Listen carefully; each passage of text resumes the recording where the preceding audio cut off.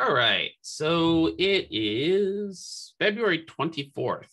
Just think of it, in about a week, we'll actually be all the way to February 31st, right? 7 days from now is February 31st. Nobody? That was funny to me. Funny.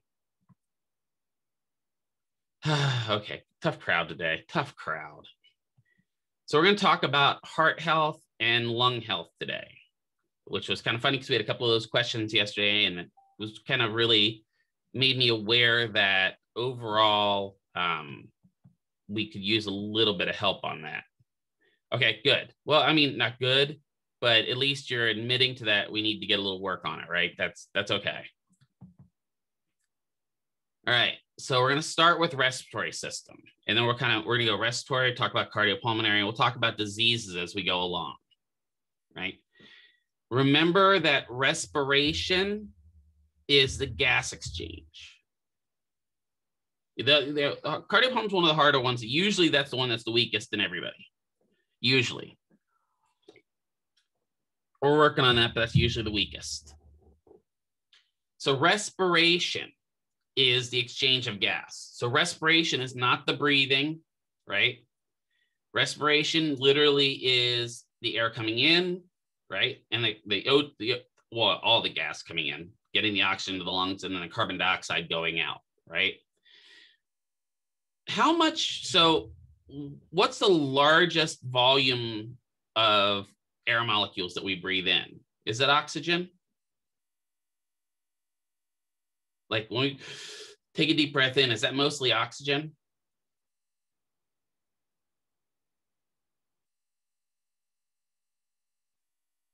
Or is it a mix of all kinds of nasty gases? Yeah, there's a lot of nitrogen. Yeah, right. Nitrogen is a bigger molecule. So there's a lot of nitrogen in the air. So do get a lot of nitrogen. We get carbon dioxide, even in your average ordinary home, like I have here in the wonderful apartment area that I'm in. There's a little bit of carbon monoxide, right? Not enough to kill me, but there's a little bit of carbon monoxide. There's a little argon, right? And we know that when we breathe it in and it leaves our lungs, it's argon. That failed. That was really bad. Never mind. Boron, there's all those gases that we're taking in. They all exist, right? And usually those really nasty ones are in small concentrations. And oxygen, carbon dioxide, nitrogen are kind of the largest ones that are out there. There's even a little bit of water vapor in almost all, well, a really little bit, right? That's how we have that humidity outside. Now, if you go to somewhere like Florida, when you breathe in, are you breathing in more water vapor? For sure. The humidity is a lot worse in Florida than it is here, right? Maybe that's Florida's problem. I don't know. So respiratory failure is caused by the impairment of gas exchange between ambient air and circulating blood because of reduced interpulmonary gas exchange or reduced movement of gas in and out of lungs. So that says respiratory failure is either your alveoli aren't working well enough or you're not breathing well enough. So either of those can cause respiratory failure, right? Can be caused by airway problems, lung problems, skeletal problems, muscular problems, and neural components. So all of those can cause respiratory failure. So we have the respiratory anatomy. When we talk about the skeletal components of the respiratory system, it's the thoracic vertebrae, the sternum, the ribs, right? And then all that costal cartilage. That kind of makes up our skeletal component of the respiratory system. The muscular component has the primary breathing muscle, the diaphragm, and then all of those accessory muscles, which Dr. Ovres can talk to you about. So if you were to get a question on your boards and it's talking about the primary muscle of respiration, you would go down to the answers and pick what?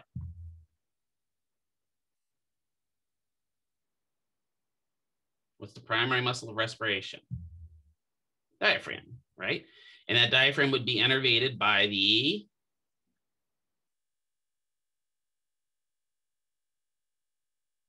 which nerve? We said it yesterday. Phrenic, good. And then also there's some attachment to the vagus nerve, right? Because the vagus nerve vaguely goes everywhere.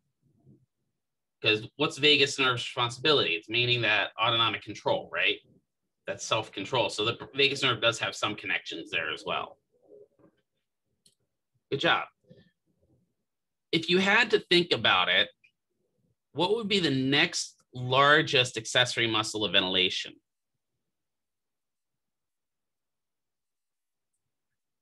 And maybe I shouldn't say largest, but the next most used.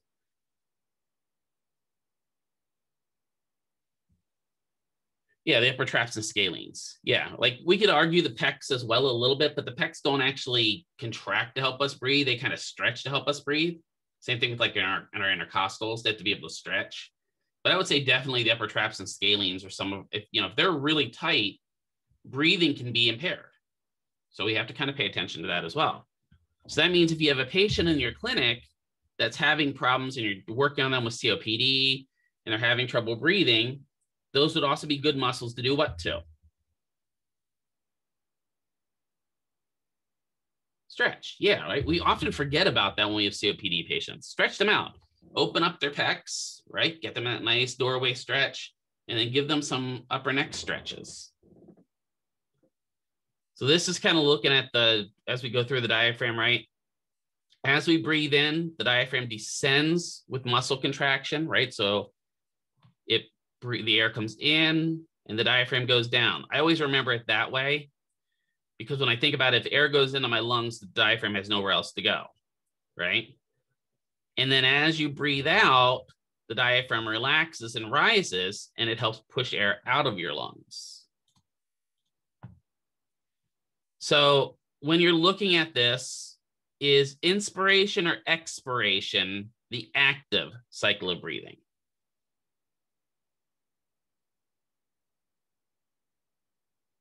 Which one has contractions?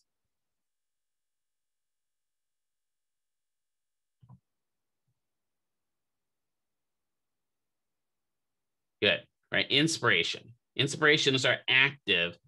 And you can do that yourself, right? I can sit here and I can breathe in. And even if I do nothing else, I'm exhaling my air without even thinking about it, right? And all I'm doing is relaxing the diaphragm slowly moving up and down and help me breathe in and out. And if I keep talking, eventually I'll get to a point where I have no more air to talk, right? So the lobes and segments, you remember this from anatomy? A little bit, I hope, right? So when you're looking at the lobes and segments, what is the biggest difference between the left lung and the right lung? What does the left lung have that the right lung doesn't?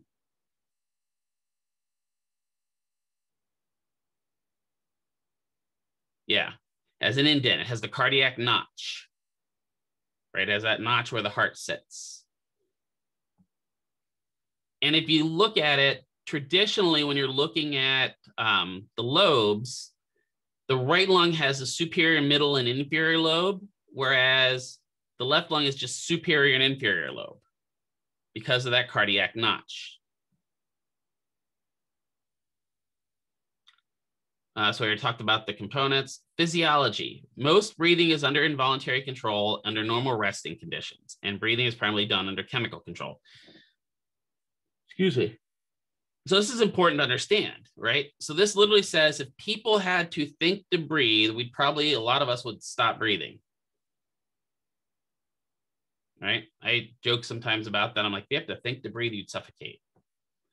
And it's true. We do it just naturally. And it's a chemical effect, right? That's exchange of gas.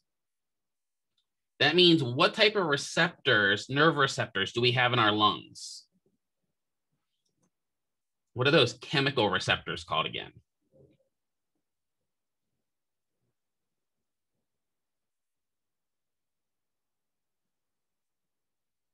Chemoreceptors, right? Those chemoreceptors are what we have in our lungs to exchange that gas.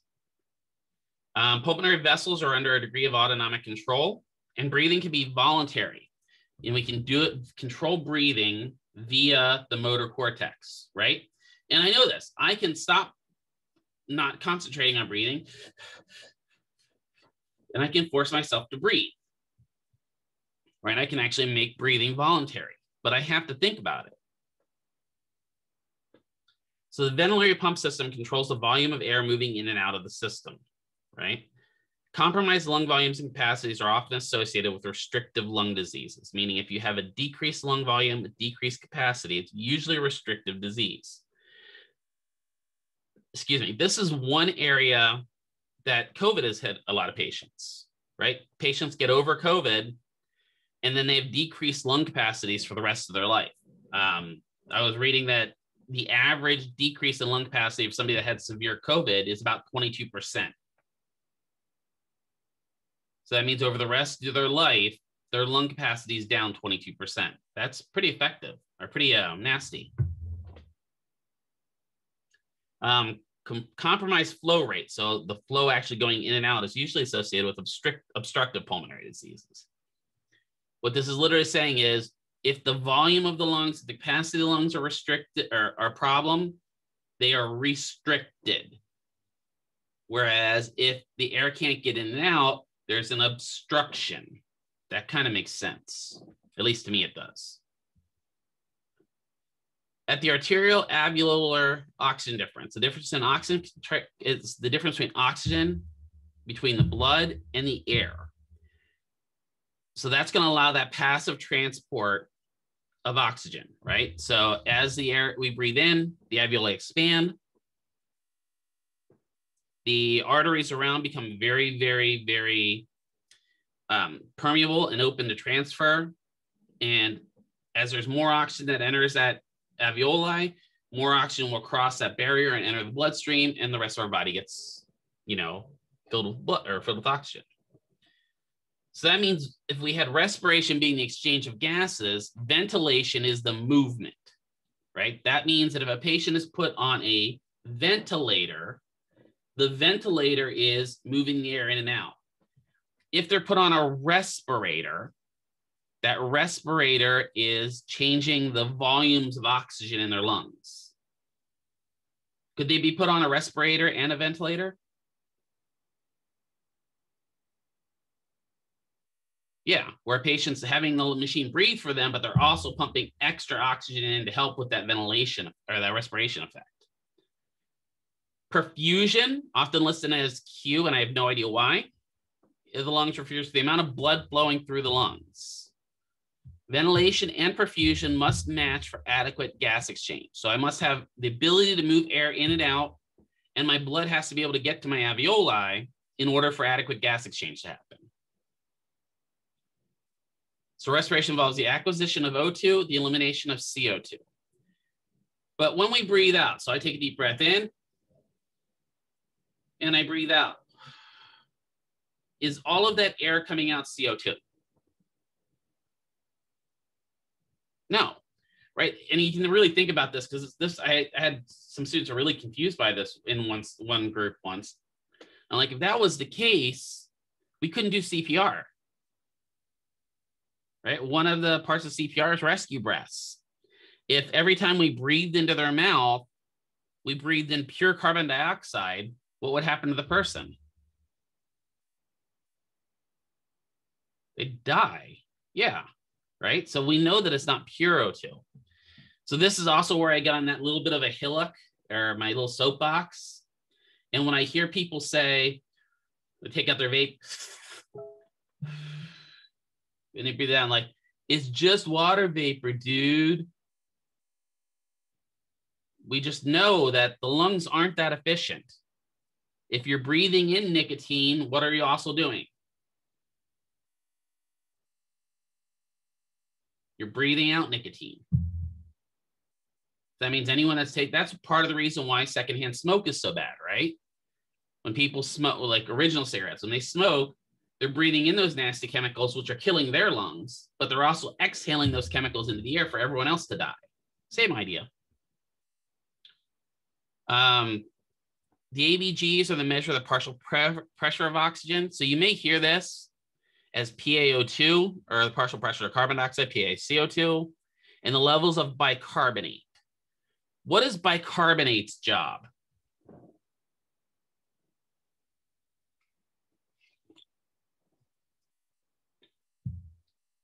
If I was to give you if I was to give you a little piece of chalky bicarbonate, Sometimes they're flavored and you swallow it. Yes, Tums, it balances pH. Exactly. So bicarbonate is one of those things that helps us make sure that our blood is not too acidic and it's not too base, right? It's kind of that nice, happy, sweet spot. So the work of breathing, we talk about a lot in physical therapy. This is the amount of energy or O2 consumption needed by the respiratory muscles to produce enough ventilation and respiration. So sometimes patients have a really, really, really high level work of breathing, meaning just by breathing, they're exhausting themselves. And you can see that in patients that are really sick. If you're ever in the hospital in that acute care setting, right? You can get to those patients that literally just laying in bed and breathing is enough to exhaust them. They're just that sick, that their energy reserves are so low that breathing is compromised, right? Main things we can do to help that is make sure they're getting the right nutrients, right? We can help them relax. There's all kinds of things we can do for them. So this looks at that kind of exchange at the alveoli, right? And when you think of the alveoli and we look at the lungs, I don't know why this always comes to me when I think about this, but whenever I see the lungs, to me, because I'm an old Tolkien fan, I see an upside down tree of Gondor. That's what I see when I see the lungs, because there's all these branches going out, and out at the end, we have the white leaves, which are the alveoli. And the alveoli help with our gas exchange. As the blood comes in, that's venous, right? We exchange carbon dioxide, we absorb the O2, and off it goes to the body. So these are the normal values when we're talking about blood. So this is where I usually get the question, oh God, Mr. McKeever, what do I have to remember here? You do have to know normal blood pH. And so you have to know that blood is about 7.3 to 7.4, somewhere in that range. If they give you an abnormal blood pH, it's not going to be like 7.31. No, it's going to be like the pH of the blood is 7.8. Oh, we know that's not good, right? Or the value of the blood is 6.9. Not good, right? So just remember what your normal value of blood is. And if you look, the one thing that always struck me is if I look at PaO2, the partial pressure of oxygen in the blood, the partial pressure of oxygen in the blood is about 80. What's the absolute bare minimum SpO2 level we need to even function effectively? So that percentage we get on the little reader. Guess what that number is? 80.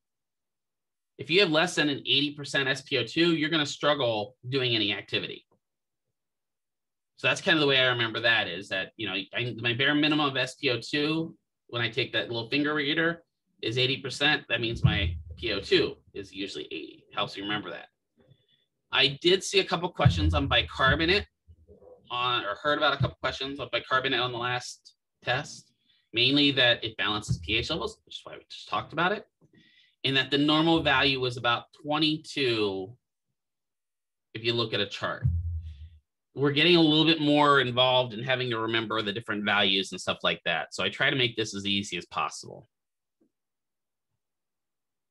All right, so when we breathe, airway resistance is a force opposing the airflow in the lungs. As I breathe in and out, there's a certain amount of resistance in my lungs. The lungs have an elasticity, the ability to expand and then contract and return to its original size. Compliance refers to the change in lung volume per unit of pressure change. So compliance is how compliant are the lungs at exchanging gas based upon pressure. And this is kind of one of the important ones here is surface tension. Surface tension occurs at the alveoli and involves that liquid gas interface. Do you guys remember way back to anatomy back in, I think semester 2, you guys talked about the pulmonary system, but that the alveoli have this WD-40 on them. Do you remember what that solution is that's on them that keeps them patent and keeps them nice and functional? Surfactant, yeah. right? So surfactant is that, and I like to think of it as the WD-40 of our lungs. It keeps those alveoli nice and patent so they can exchange gases with the blood vessels. So if we don't have surfactant, what's going to happen to the alveoli? If we reduce surfactant, what happens if your body gets not enough fluid? You start to what? Yeah, you start to dehydrate and you dry out. Exactly. Same thing happens at the alveoli level, right? What is that condition called when those alveoli start drying out and kind of getting like they almost look like crepe paper is really what they look like, or some sort of rice paper. Part of COPD, which part?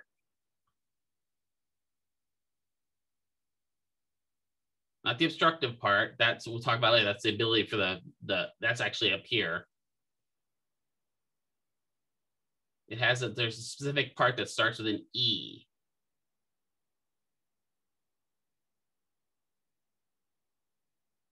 Emphysema. Right? Emphysema is where that destruction of those alveoli happen. So this looks at what happens with a patient, you know, when we look at lung compliance, the ability to exchange gas. If we have a normal patient, we can see that as the volume goes up, the pressure kind of raises and plateaus.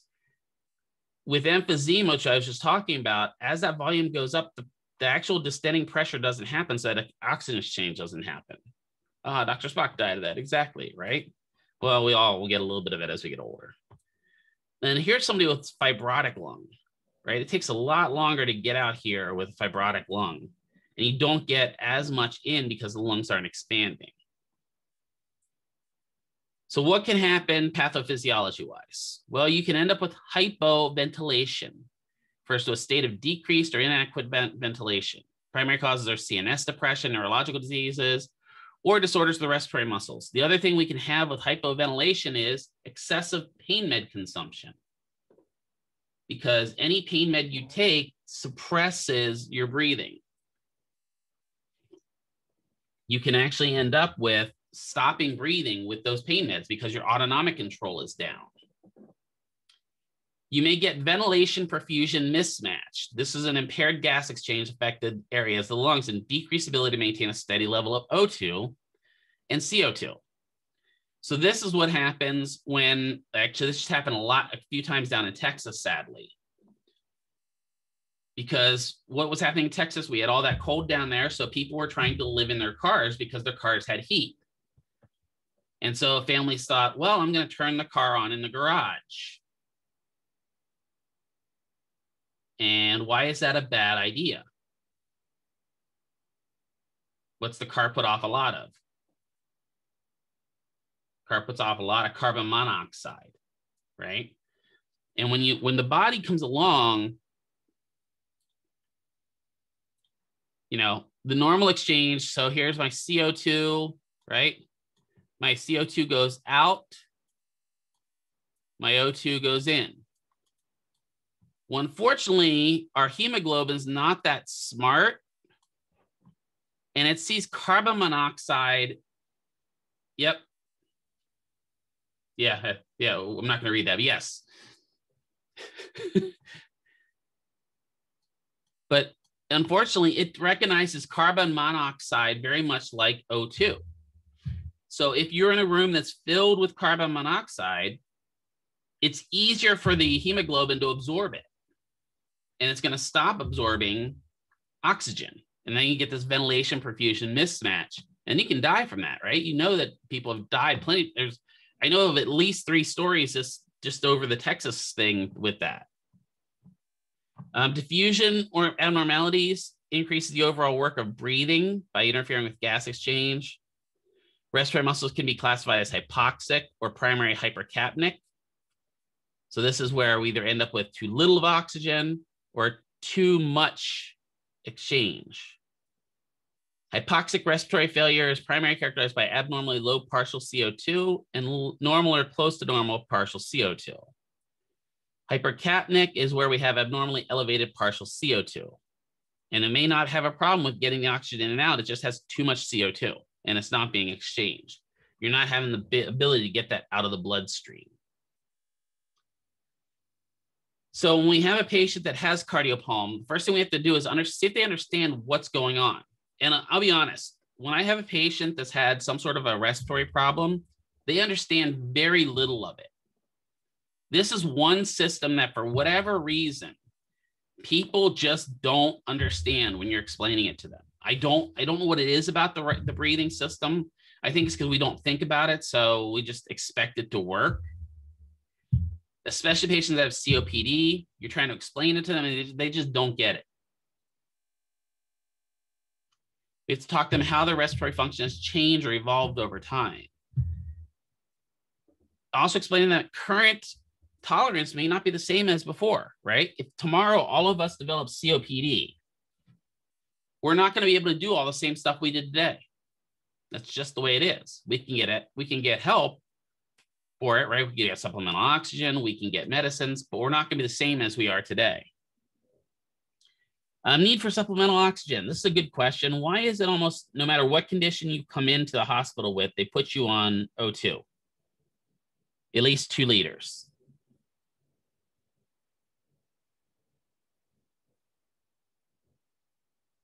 Well, we need oxygen, right? And we know that if we have lots of oxygen available in the blood, healing can occur. So a lot of times they'll put them on it, and it can also help with anxiety. That's the next thing I was going to say. You're exactly right. There's something calming about knowing you're getting oxygen, and I think it's just because the blood flow fills with that oxygen. You get that kind of hyperbaric feeling in your head where it just kind of calms you down. Medications, other diagnoses such as heart failure, neuromuscular condition, depression can lead to problems with breathing.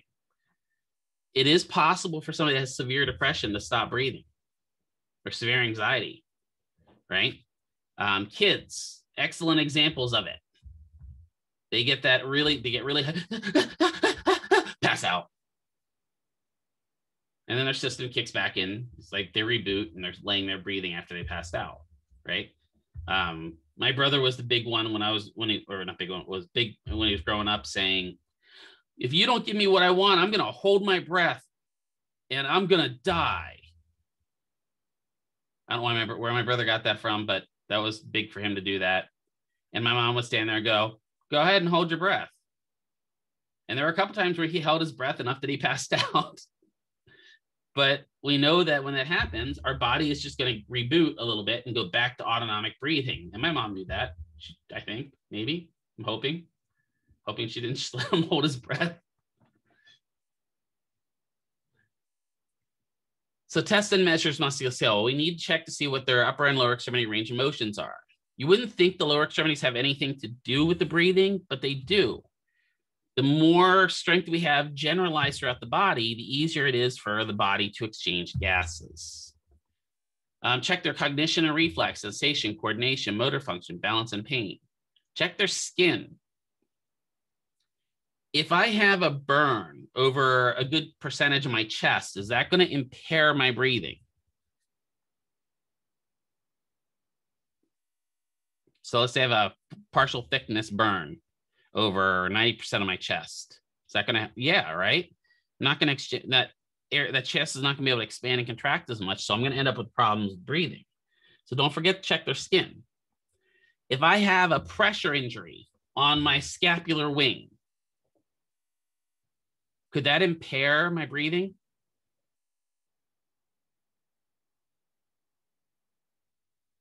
Think about it. If I have that pressure injury back here, every time I take a deep breath in, it's pushing that skin that's already damaged. So I'm going to be less likely to breathe deeply. I'm going to be more of a shallow breather. Just breathing really shallow in order to keep the skin from moving. So yeah. Excuse me. Patients on ventilators are receiving more O2 and are likely to have poor O2 transport and greater dependency on supplemental O2, meaning that if a patient gets put on a vent We actually have data to support this. If you get put on a vent, the actual exchange of gases reduces, even though you're getting better gas, you're getting more oxygen.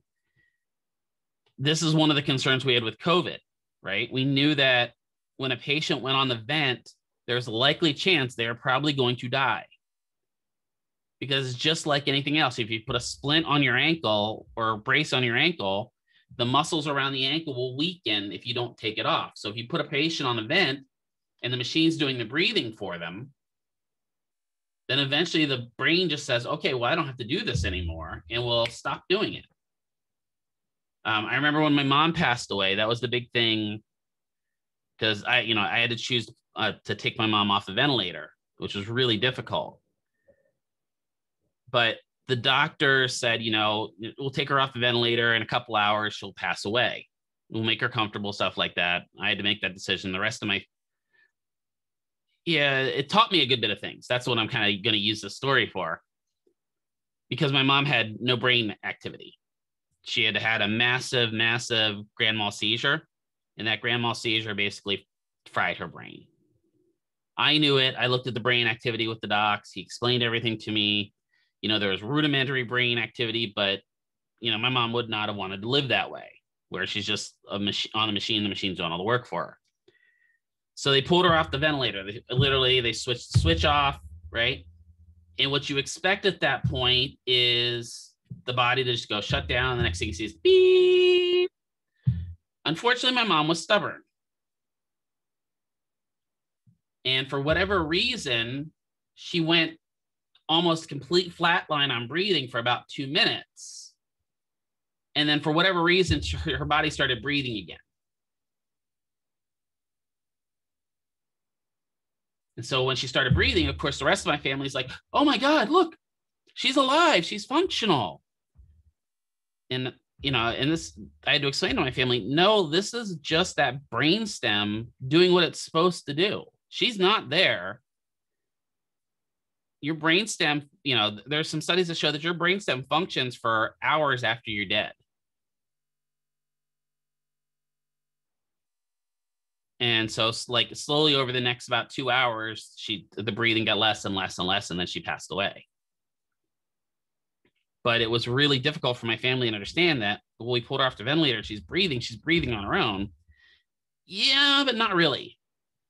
Right? It was just kind of it was the body's kind of last gasp to say goodbye, is the way I always call it. Chest wall and abdominal motion needs to be examined. Observation of their breathing pattern. Check them for the ACBs, right? Active cyclic breathings. Movement of the chest and upper and lower chest during breathing. Chest expansion, respiratory muscle strength. A lot of times we're working with patients that have COPD. We'll take and put a tape measure around their chest and get where they are at rest, and then get where they're at maximum inspiration, and then get where they are at maximum exhalation, just to see what that excursion of the chest wall is. And then we need to see their primary function. Are they able to walk? Are they able to transfer? Are they able to do bed mobility? Are they able to do ADLs? Where are their restrictions at because of their breathing problem? Initial goals when we have a patient with lung problems are directed towards preventing secondary complication of bed rest. Again, motion is lotion. The more they move, the better the chance of them getting out of that bed. And that's kind of what I tell people. I just tell them that the more you move, the greater the chance you get out of bed, the greater the chance you have of going home. So get up and do stuff.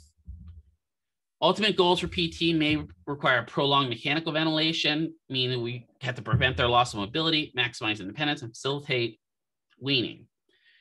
Just down the road here from me, and I'm just down the road from the school, is the Kindred LTAC, long-term acute care facility. And in there are a lot of patients that are on comas, long-term, ventilation, stuff like that. We still see those patients for PT, even though they may be comatose or they may be in a vegetative state, a persistent vegetative state, right? We see them because we want to make sure that if and when they come out of their condition, they haven't lost all of their mobility, right? I always love, do you ever see any of the TV shows where they kind of dramatize? Somebody's been in a coma for 30 years and then they come out of the coma And those people like instantly get up out of the bed, like, oh my God, what's happened? Right. And you're like, I sit there and watch those shows going, this isn't realistic. This is not realistic. Right. If you spend 30 years in a coma, you're going to be so contracted that you're not going to move anywhere. I mean, probably 2 years in a coma, you're going to be all kind of gnarled up, even if you get regular PT. Just because your body's going to say, I don't need to move, and it's going to slowly start contracting. The longer a person's in a coma or persistent vegetative state, the worse their outcome goals are, or the worse their outcomes are going to be. That's just kind of the way it is, right? I mean, we know if we don't move, bones deteriorate. If we don't move, we don't create new blood vessels, stuff like that. So they've got to be able to move. So that begs the question. We have a patient that's in a persistent vegetative state, PVS. What kind of activities can we do for them?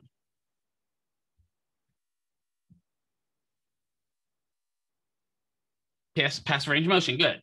And remember what I said before about passive range of motion. You have to be careful because insurances don't often bill for PROM because they'll say that family members could perform that. So what fancy term could you use that you're doing PROM without doing PROM? PNF, yeah, right? So you can do that rhythmic initiation PNF because that sounds fancy. And really what you're doing is PROM, but you're just doing it through the patterns with the patient in PNF, even though it's also a little bit more efficient, right? Think about it honestly. If you're doing PROM on a patient, you're going to be doing shoulder flexion, shoulder flexion, shoulder flexion, shoulder abduction, shoulder abduction, shoulder abduction, internal, external, internal, external. Whereas with PNF, you can go through all of them in 2 patterns. Right? That's the work smarter, not harder type idea. So we can do PNF for them. What else could we do for them? Could we do percussive therapy, which we're going to talk about on Monday? Help with airway clearance. Yeah, could do that if they need it. Good. We just don't want to beat on them just because we feel like it. Like, Mr. Johnson, I'm doing this because you're going to wake up. No, you don't do that. Could we walk them? If they're in a persistent, yeah, don't put gait on your patients that are in PVSs. I'm just saying. Gait cycle training today. Patient ambulated 10 feet times 1, dependent of 1. I actually have seen that. I didn't see dependent of 1. It was max assist times 4.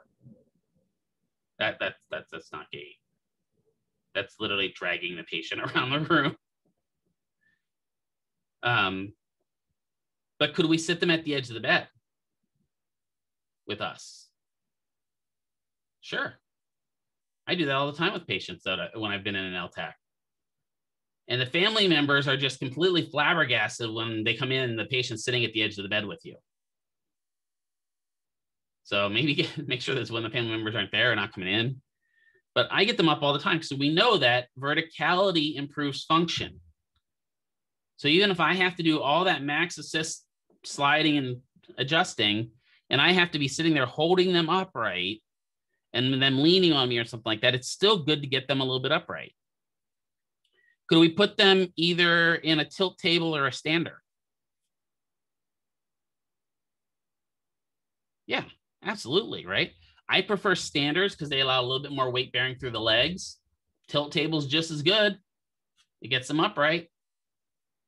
Right, get the gravity going the right way versus going this way. Yes, there's all kinds of things we can do with those patients. So this is kind of possible outcomes for mechanical ventilation. This chart is not something you have to specifically memorize, but it just talks about what could be a good outcome and what could be a bad outcome if patients on ventilator. It's interesting that just like most other things, a patient can become dependent on the ventilator. Just like braces, isn't it? Right? We put a brace on a patient, they become dependent on the brace. There's all kinds of other things that can happen with it. You know, you got to think about it. If I've got a tube down my throat that's helping me breathe, That tube can cause all kinds of problems in my throat. I could come out and I could lose my voice because maybe I got damage to my vocal cords. There's all kinds of bad things that can happen. Supplemental O2 is additional O2 to help sustain work of breathing with a patient. All O2 delivery systems consist of a supply source and a delivery device. In the hospital at their bedside, most of the time, the supply source is the wall, right? There's an oxygen line run down and the rubber nose goes up their hose, and that source is back there that's providing the oxygen. Sometimes when patients come in the clinic, they have two different things. They have one of those little oxygen concentrators, or a big oxygen concentrator in some cases, or they have little tanks that they haul with them. The important thing to understand is those tanks are dangerous. Why are those tanks dangerous? Like the green tanks of oxygen. Yeah, they can explode. They're basically little mini missiles. Because I actually had a patient once that had one of those, and it's not a funny story, but it is kind of funny. I don't remember how it exactly happened, but he was walking around. He stumbled through his house and he kind of stumbled and tripped, caught himself on the table, but the table tipped. And when the table tipped, it hit the top of his oxygen tank just right to knock the front top off the oxygen tank. And that oxygen tank then shot through his garage and through his car. Literally through the car. And hit the concrete wall on the outside of his garage. You know, and does that happen to everybody? Absolutely not, right? That's one of those 1 in a million chances of something like that happening, right? Well, what are some dangerous things that patients do when they're on oxygen? Smoke. Yeah. Right? Think about this. I've got pure oxygen going up my mouth, or even I've got it in my mask here, and I'm going to bring a flame source towards it. I've seen patients where the whole front of their face gets burnt because they're on 8 liters of oxygen and they try to smoke. And that flame source gets up here and they get a flash from this flame source. Again, I get to have all the funny stories because I've had some of the worst family in my world. In 2002, my ex-wife, who's passed away, right, went into the hospital with lupus-related pneumonia. I remember it was, she went in on May. I didn't get her out till August. That's how long she spent in the hospital with this. But that was over her birthday then. And she was in the ICU for most of that time on 9 liters of oxygen. And so, of course, her mom not being the sharpest tool in the shed, yeah, it was kind of depressing. There's a whole lot that can go into that, could go into, but on her birthday, her mom brings her in a cake. And we thought, oh, that's nice. You know, we can all have cake. It was kind of a nice idea. And then her mom breaks out the candles. And I'm like, she's not. And then I look over, and sure enough, in the room where we have 9 liters of oxygen flowing, she's lighting the candles.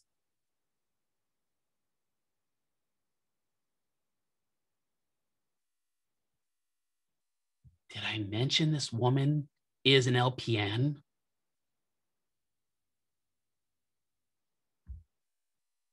Yeah, good intentions for the explosion of the ICU.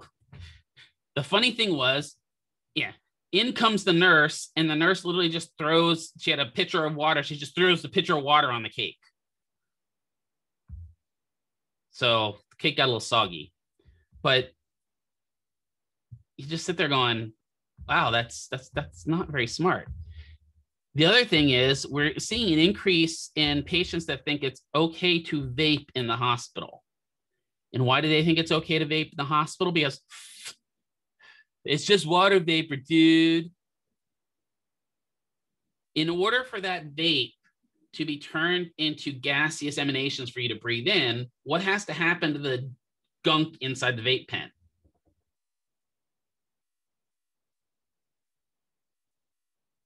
Yeah, what has to go into you, okay?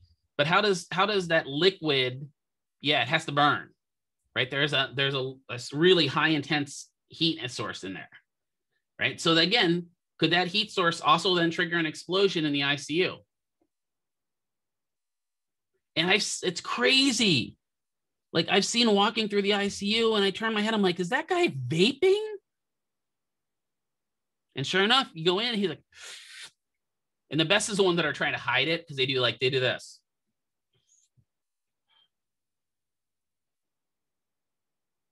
Yeah, let me get the Juul pod out. Hey, on your lunch break, can you stop and pick me up a mint cocoa lemon berry? But I mean, you got to think about that just a little bit. Like, and now here, don't get me wrong. When I was growing up back in the day, people smoked in the hospital. I'm not even joking about that. I don't know if you guys know this or not, but you used to be able to pick a smoking room when you went to the hospital. And on planes too. Yeah, that was the good one. Let's light a fire on a moving missile. That sounds like a good idea. But yeah, like I remember specifically my aunt went in for some form of lung surgery. I don't remember what it was. Now, again, my aunt was big. But I remember going to her hospital room and my whole family standing in there smoking in the hospital. Could you imagine that nowadays? Could you imagine walking out to like a waiting room and the whole family's just like sitting out there toking on a cigarette? Like, would you guys have an aneurysm? I would. Like my brain would just put it out. But yeah, it was a different time. I'm just saying it was a different time. And my mom smoked all through my 9 months of pregnancy. So that explains a lot about me.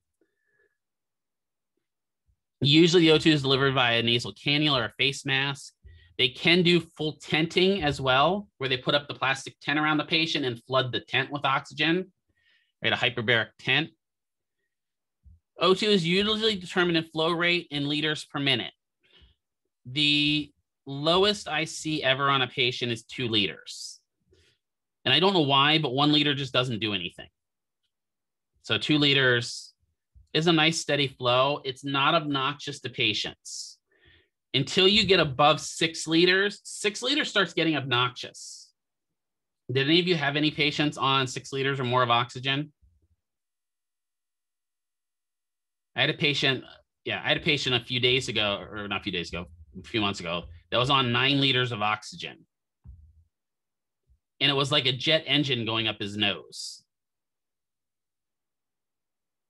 And I'm like, he can't possibly be breathing all of that in. It's just not happening. Be understood, though, O2 is classified by the FDA as a medication. So that means in order to use O2, there has to be a prescription. We can't just put an O2 on a patient. I've made that mistake before where I thought it was okay. You know, a patient was having trouble breathing, so I got a nasal cannula and put them on 2 liters of oxygen. Come to find out the nurse chews me out because there's no prescription for it. So we have to have a script for it. Mechanical vent substitutes to assist the patient's ventilatory pump to allow for breathing. So when they're on the vent, they're helping with breathing. There are 4 basic routes of intubation: via the nasopharyngeal, via the oropharyngeal, and endotracheal tube. If I get an ETT or an endotracheal tube, what are they going to have to do to my neck?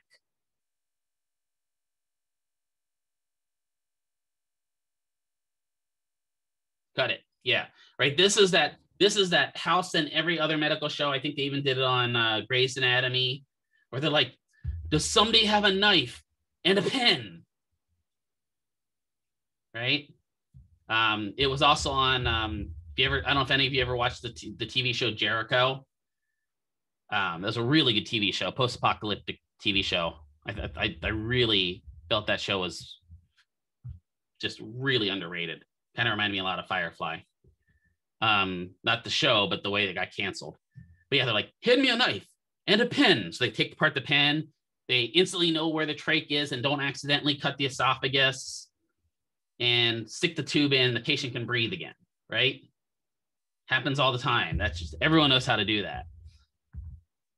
Everyone doesn't know how to do that, just to let you know. But yeah, what they just did is basically did a tracheostomy or a tracheotomy, right? Added an endotrache tube to them. What do you think is the most obnoxious to patients? Nasopharyngeal, oropharyngeal, or a trach?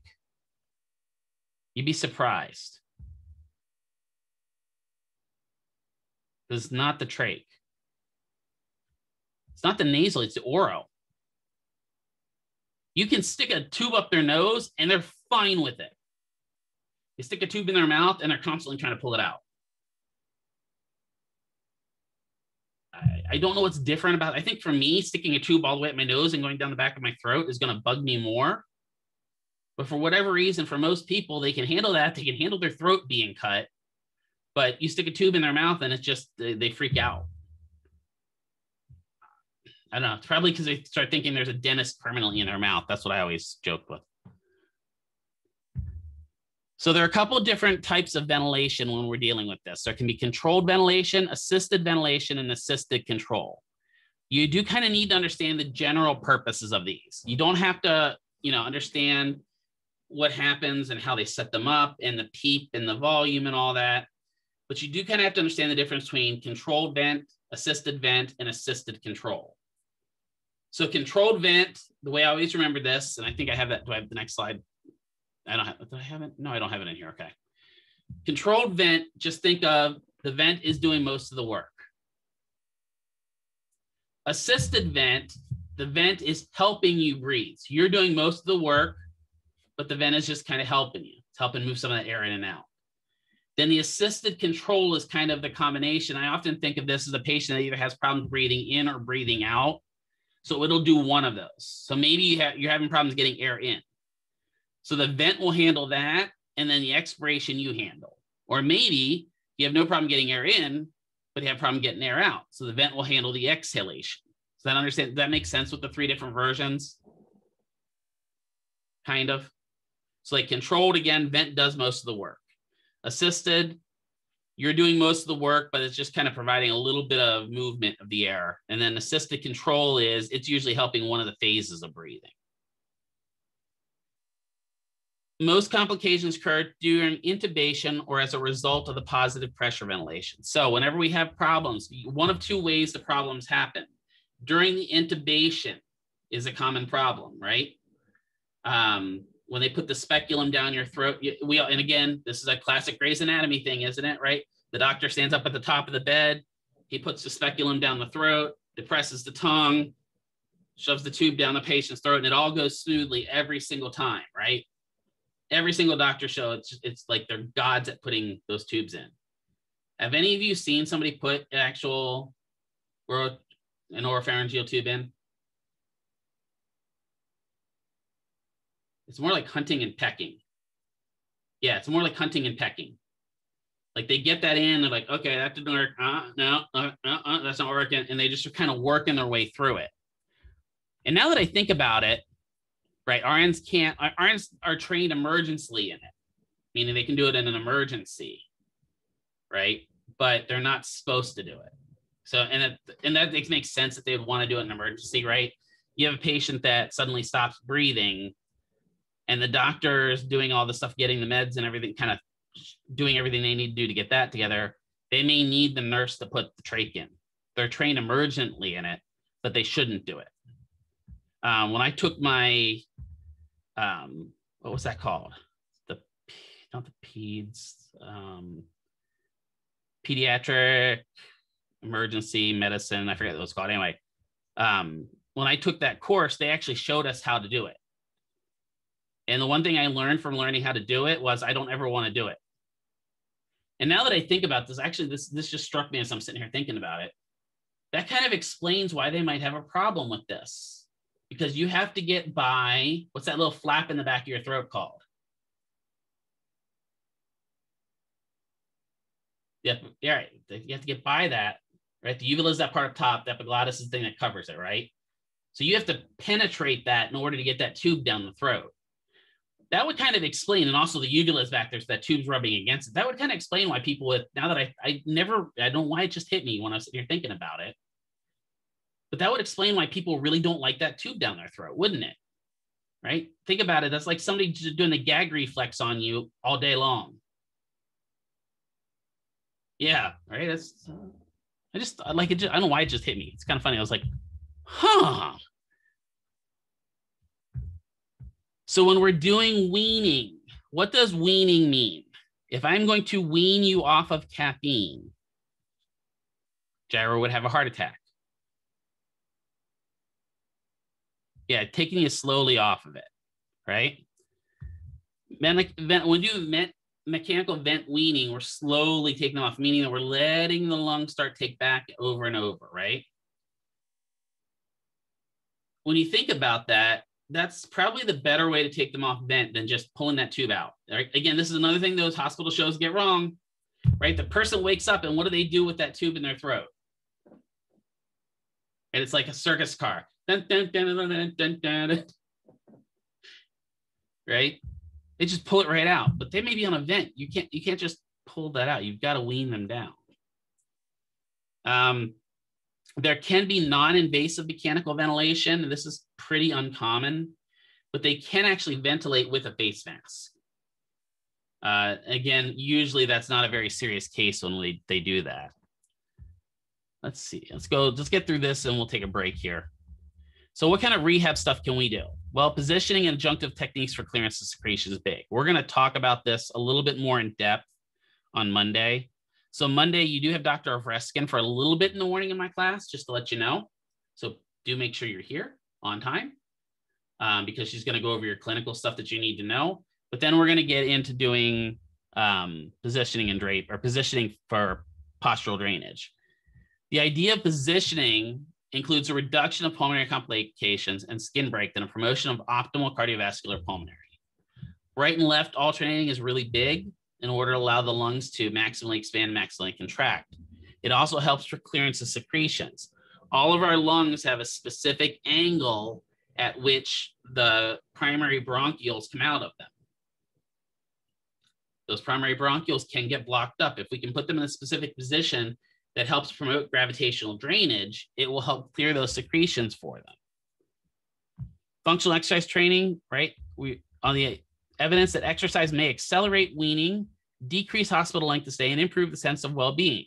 Literally, this is saying exercise is good for you. Durr. Just saying, durr. We know that patients that have a vent can still actually do activities. I have walked a patient on a vent.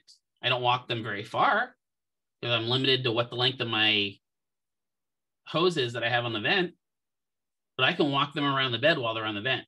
So we know that movement helps get them off of that. And sometimes that can be a really, really big motivating factor. They're complaining about the vent, right? And they're writing, I don't want to take this thing out. Well, you want to get that thing out, we got to work. You got to show the doctor you can get out of bed. You got to show the doctor that you can pee. You got to show the doctor you can poop. That type of an idea. And that can really accelerate their desire to do physical therapy. Respiratory muscle training, IMT, right? Types of breathing used provides resistance for inspiration. What is that device called that can help them train their lungs for breathing? It has to do with inspiration. It's that little kind of, spirometer. Right? It's usually an inspirometer. Good. And where do you find that? In most patients' rooms.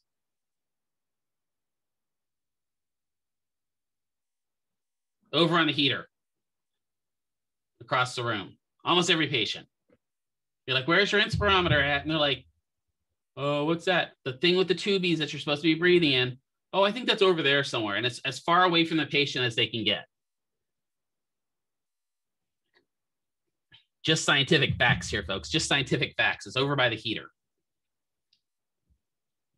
Why might you want to have them do some inspirometer before you get them up and out of bed? Number one, compliance, right? That way they're starting to do their inspirometer. So if you force them to do it, they'll do it. But why else?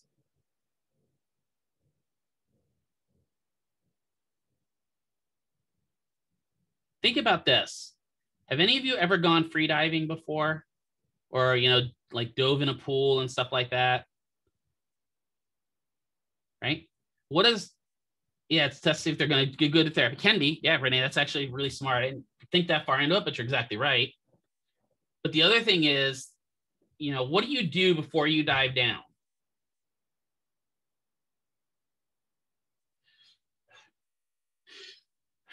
Right? You take a few good deep breaths to hyperventilate your lungs, focus on breathing, and then you're able to dive down and maybe sustain that hold for long, especially if you've done any free, like I did a bunch of free diving when I was down in the Bahamas, and that was tons of fun. But one of the things that the dive instructor was teaching me is that I breathe wrong, because I think I'm just going to take a deep breath in, hold it, and dive down. When in reality, is like you want to take about 10 good deep breaths before you take your one to hold, because you want to hyperventilate your lungs. Well, if we have them do that inspirometer before they get up, we can actually kind of really perfuse their lungs with oxygen, help their focus on breathing, and then when they get up, they feel better. And then they also are compliant, and they actually do the inspirometer for respiratory therapy. I love listening to respiratory therapy go, when you like go in there, they go in, they're like, okay, where's your inspirometer? It's on the heater, and you just hear this. It's kind of like us when we come in, they're like, it's time to do therapy. And they're like, no, I don't want to do therapy today. Behavioral interventions may be required, right? Prolonged mechanical ventilation can result in moderate to extreme psychological and emotional issues, including pain, fear, anxiety, lack of sleep, feeling tense, inability to speak and communicate. There's a lot of patients I've seen that have come out of a ventilator and had aphasia, inability to speak, because for whatever reason, the ventilator damaged their vocal cords, right? Also, let's think about it. If I've got a tube down my trachea, could that impair my esophagus? Yeah. So then I could end up with aphasia, where I can't swallow either. So all of that can happen. All right, let's take a break here because we hit the cardiopulmonary section. So I'm going to pause recording. All right, so we're going to start back up here and now kind of we had talked about pulmonary. So now we're going to switch gears a little bit and now talk about the cardiac system. So remember back from anatomy again, structures and causes of heart failure include disorders of the myocardium, the muscles of the heart, the pericardium, right, the outside of the heart or the sac, the endocardium, or any of the great vessels can cause heart failure, heart problems, all that fun stuff. Restrictive cardiomyopathy is exactly like it sounds. The walls of the ventricle become stiff and fibrotic, and they're no longer able to expand. Hypertrophic cardiomyopathy or cardiomegaly is characterized by thickening of the walls of the heart. And then dilated cardiomyopathy is characterized by stretching and thin of the heart. If you look at all of those, we're talking about restrictive cardiomyopathy, hypertrophic, or dilated, all of those are going to cause problems. If my heart is not able to expand because it's restricted, well, that's going to stop pumping. If I'm hypertrophic and the walls of the heart become really, really thick, and maybe even the ventricles become overly strong because they've just developed too much, that's going to increase our blood pressure. Right? As that squeezes out really hard and forces that blood out to the rest of the body, it's going to pump up our blood pressure. And then dilated, right? If we know that something becomes stretch weak, it's not going to be able to contract and expand as well, so we're not going to have as effective blood flow. All of those can be a major problem. So this kind of looks at what a heart looks like for all of these. You know, when you look at the way that the normal heart down here kind of looks, you look at it and go, okay, so we've got the muscle out here, right? We got our cardiac sac. Everything looks kind of normal, but you can see how in certain areas of these, when you get into especially like the dilated and the hypertrophic, you can look and see how that would cause problems in getting blood flow out to the rest of the body. So heart failure itself is generally classified whether it affects a systolic or diastolic heart function. So good.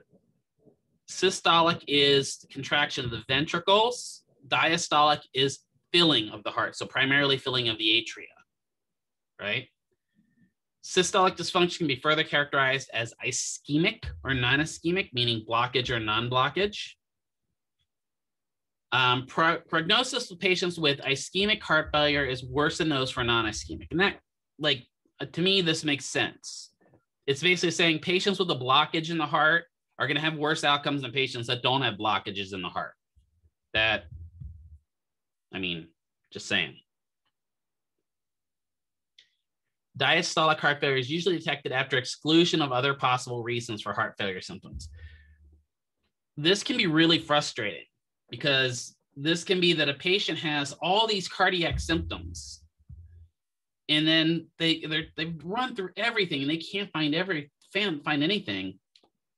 And it's not until they realize the problem is in the filling of the heart. And by that time, the patient's already probably been 1 or 2 years misdiagnosed and they're on their way to full-on heart failure. So we need to get better at detecting that.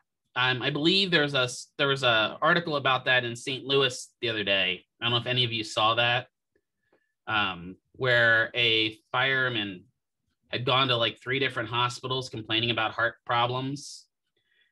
And each time they did all this testing on him and sent him home basically with Advil. And on the exit of the last hospital, his wife's pushing him out in a wheelchair. He collapsed and died. Like literally just his heart stopped. And it was due to diastolic heart failure. They just had never looked for it. They looked for all the classic signs of heart attack, ischemic stroke in the heart, stuff like that, but never checked for diastolic heart failure. And that's kind of sad, right? Because if that can happen to somebody that's in the fire department, that can happen to any of us, right? You would think that maybe somebody that works in first responders now would get a little bit more preferential care. I don't know. The NYHA, the New York Heart Association classifies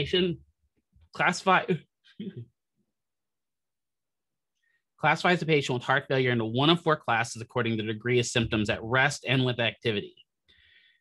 Let me ask you this. Are heart failure symptoms at rest or during activity more concerning to you? Okay, why? That's right. Good answer, Dara.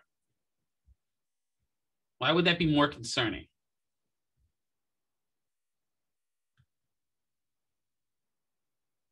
You don't have to be right, just guess. Yeah, because you're just chilling, right? If you're having chest pain just sitting there, right? Yeah, then you're at a higher risk during activities, exactly, right? So if I'm sitting here going, oh man, and I'm just sitting here complaining of the pain, then getting up and doing something is only going to make it worse. So that's really kind of scary.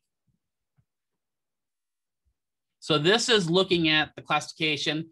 And a lot of times when they come up from the ER or the ED, they're going to have the NYHA kind of classification on it. So 1 is no symptoms with ordinary exertion. 2 is symptoms with ordinary exertion. 3 is symptoms with less than ordinary exertion. And 4 is symptoms at rest. So if you see something that comes up and it's like congestive heart failure, NYHA 4, you know that that patient has some serious heart issues going on, because that means they're just sitting there at rest and they're having heart symptoms.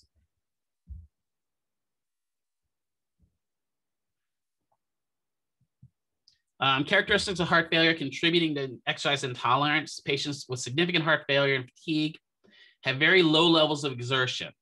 Something as simple as brushing their teeth or going to the bathroom exhausts them.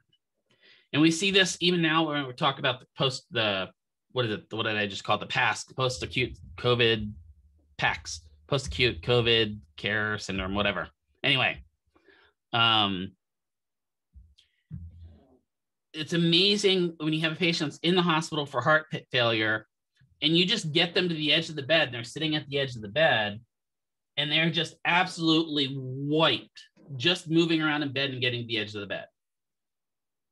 I mean, they look like they ran a mile.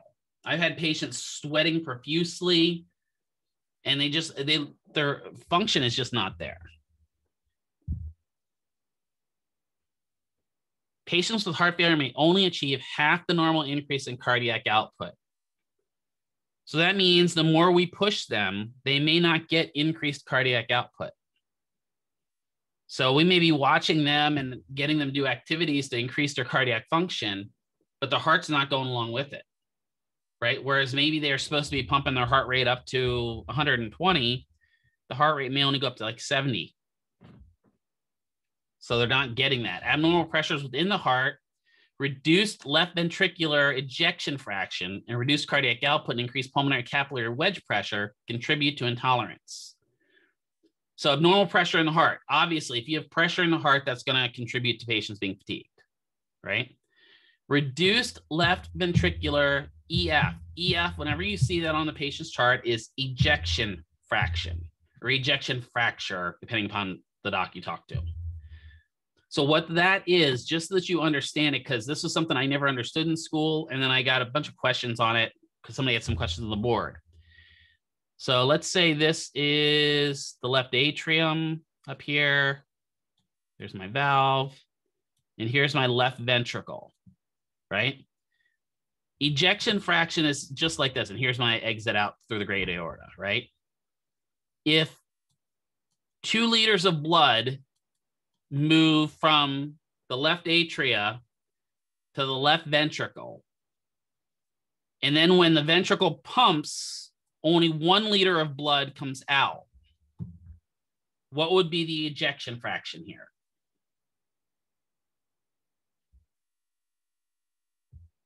It's in percentage. So it gets filled up to 2, yeah, right? It's 50%. That's just so that you understand, if you see somebody that's got like a 30% ejection fraction, that's literally saying, right? We'll just change the numbers here. That's literally saying maybe the heart's filling up with 3 liters. It's not 3 liters, but we're just using this to make it easy. And only 1 liter is coming out. So that means 2 liters is just sitting in here. Heart's still swollen. That's not good, right? Now, does the atrium know that that blood's sitting there? Nope. So what's it do? Pumps 3 more liters into it, right? So now I've got 5 liters in there. Yeah, oh, we're starting to see it, aren't we? So we've got to get the heart pumping a little bit better, don't we? We've got to get it pushing out more of that blood. What is normal ejection fraction? Does anyone know?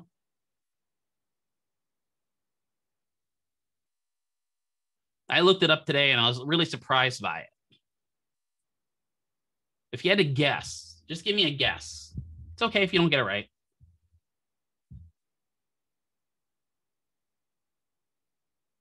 You would think it'd be, yeah, Erica, you would think it would be 100%, wouldn't you? Like that just seems logical to me that it'd be 100%. So Dylan's closer to the right number. Usually, and again, these are a bunch of sources, but usually it's about 60% in men, 65% in women. So what's that tell you about the woman's heart? Not necessarily stronger. It's what? More efficient, right? It's more efficient. It's better at getting the blood in and blood out. Why do you think that might be?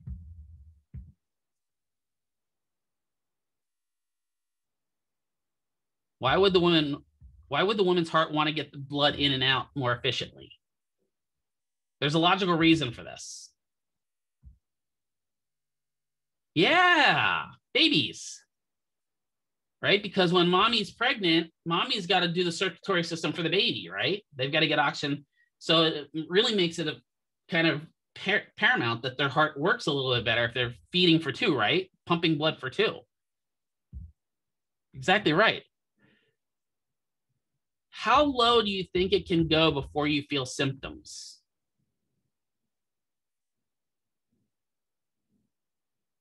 This amazed me too.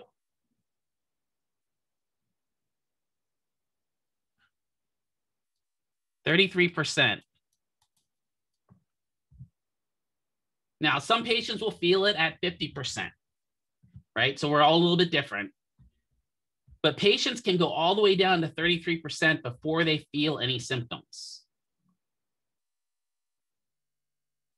Like, I don't know, like, some of you, does that amaze any of you? Like, it really amazes me. I don't know why this amazes me so much, but that's literally saying that only 1 in every 1 in every 3 parts of blood are actually going out to the body.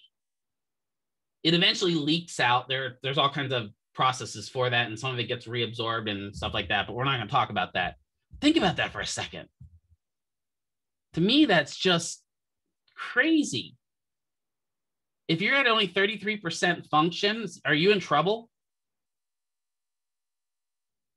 Yeah. Right? Think about that. So you may not know you're in trouble until you're way in trouble. So this is kind of, again, I like to use myself as the fun stories here. I went into the hospital a few years ago. I left a math class, which was kind of funny. I left a math class because I was having chest pain. And it wasn't because they were doing so poorly in math, but I left because I was having chest pain. And I was pretty confident, because it was tightness more than pain, I was pretty confident I was having an allergic reaction to something. But I got in the hospital, and the first doc came and saw me, and he's like, yeah, you're having an allergic reaction. We're going to order cardio or respiratory therapy for you. So they sent down one of the respiratory therapists with albuterol. And I don't know if you guys have ever had any of you take albuterol regularly, but one of the side effects of albuterol is it spikes your blood pressure and spikes your heart rate.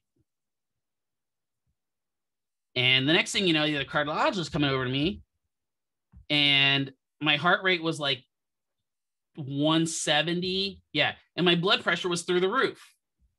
And the cardiologist is like, oh my God, you're having a heart attack. And so what's he do? He slaps nitro on me.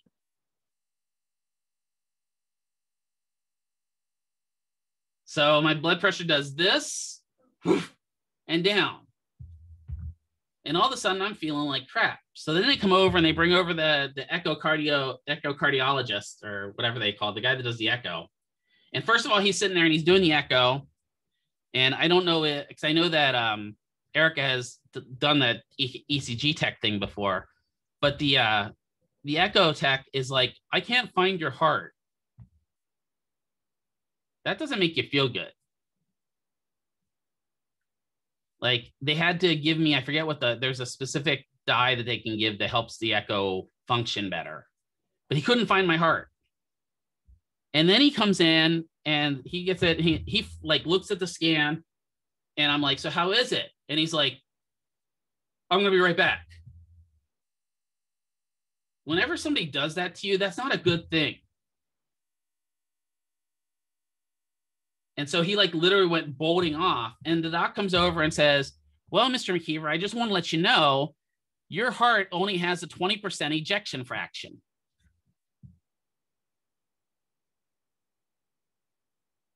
It's like, you're well along the ways to full-on heart failure. And I'm sitting there going, giving them the little kind of weird eye. What do you mean I'm only at 20%? He's like, so how long have you been bedridden for? Bedridden? I just taught 2 hours worth of a class. I said, and I ran 4 miles this morning. There's no way you've done that. He's like, how exhausted are you right now? I'm like, I'm more irritated than I'm exhausted. And he's like, well, there's no way you should be able to function at only 20%. And they kept coming in and swearing. They only did that one echo. They never did another one. They kept saying I was at 20% oxygen. I'm literally sitting in the cardiac wing of Desert Springs Hospital. And I remember I'm in there and they come in and freak out because I'm on the floor doing push-ups and sit-ups. And the nurse is like, how are you doing this? You're only at 20% ejection fraction. And it was at that point that I decided I was checking myself out. I'm just saying, at that point, I had lost confidence in the hospital. They're a really good hospital, but for whatever reason, that day I just got the circus clowns. Yeah, I'm like, just go prep my discharge instructions. I'll go follow up with a cardiologist that knows what he's doing. That was pretty much my thought process on it. And so they sent me home with all kinds of cardiac meds, cardizeme and beta blockers and all this other stuff. Then I go to see the cardiologist, this other cardiologist, And he's like, so the meds are working, huh? He's like, looking at my blood pressure. His blood pressure's good. Your heart rate looks good. I'm like, I stopped taking the meds 2 days after I got out of the hospital. Huh. Right. And then they did another echo on me and I was at like 63% ejection fraction. So this is where you, if you get something odd like that result, yeah, right. If we get an odd result, maybe the patient yesterday was a 5 out of 10 strength and they get a 1. Now you're getting a 1 out of 10 strength. You might want to do what? Test again. Right? Or yesterday, the patient had 180 degrees and today they've only got 70 degrees of shoulder flexion. You might want to test again because you probably screwed something up. Probably read the numbers wrong on the goniometer. Same idea here. I was like, dude, garbage, just garbage. But do you know what a patient would look like if they're at 20% ejection fraction? They would not be able to walk. They'd just be, I've seen patients at that ejection fraction. They're not able to walk. They're not able to get out of bed. They're discolored. Yeah, they're kind of the best way I can put it is that they have that death pallor where the skin's kind of turning white and translucent. So I'm like, yeah. So it was kind of interesting. But yeah, so even if we have that, think about what that's going to do. So now that you understand ejection fraction, when you hear somebody talk about it, it will help make more sense. You're like, oh, they have a really low ejection fraction. That just means that the blood's not getting out to the body. If the ejection fraction is down, cardiac output is down, right? So let's think about it. So now my left ventricle is not pumping very well. So that means I'm going to get back up into the right atria or the left atria. If I get back up into the right atria, it's going to start backing up into my pulmonary system. And I'm going to get pulmonary problems, right? Because now the blood's not getting through my lungs effectively.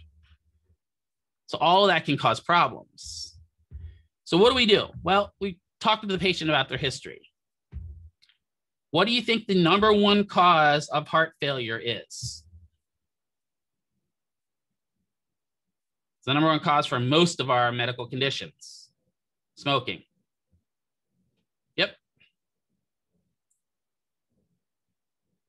And there is not enough evidence right now. And I know I love to rag on vaping just because it's easy. But there's not enough evidence right now to show that vaping doesn't do the same thing. Because what's the important part of smoking that affects the heart? Does anyone know? Which chemical? The nicotine. And let's face it, if you're vaping to replace smoking, you're still getting nicotine for the most part. I don't understand. I guess evidently I was reading, somebody corrected me on this in the other class, that there evidently are vapes that are just juice so they can have cloud parties.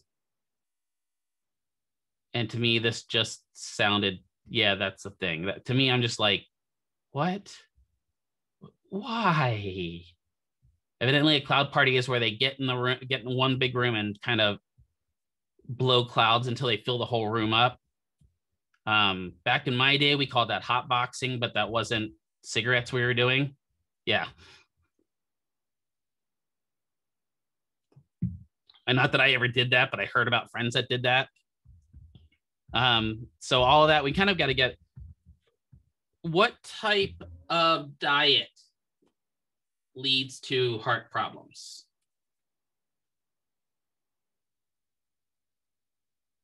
Fatty diet's good, right? Diet's high in what type of meat? Red meat, yeah. It just is what it is. And I even hate admitting that because I love me some red meat. I apologize if there are any vegans in here. You would never convert me no matter what you do. If that vegan teacher didn't convert me, you're not going to convert me either. Okay, no one got that good. But now you're going to have to Google that.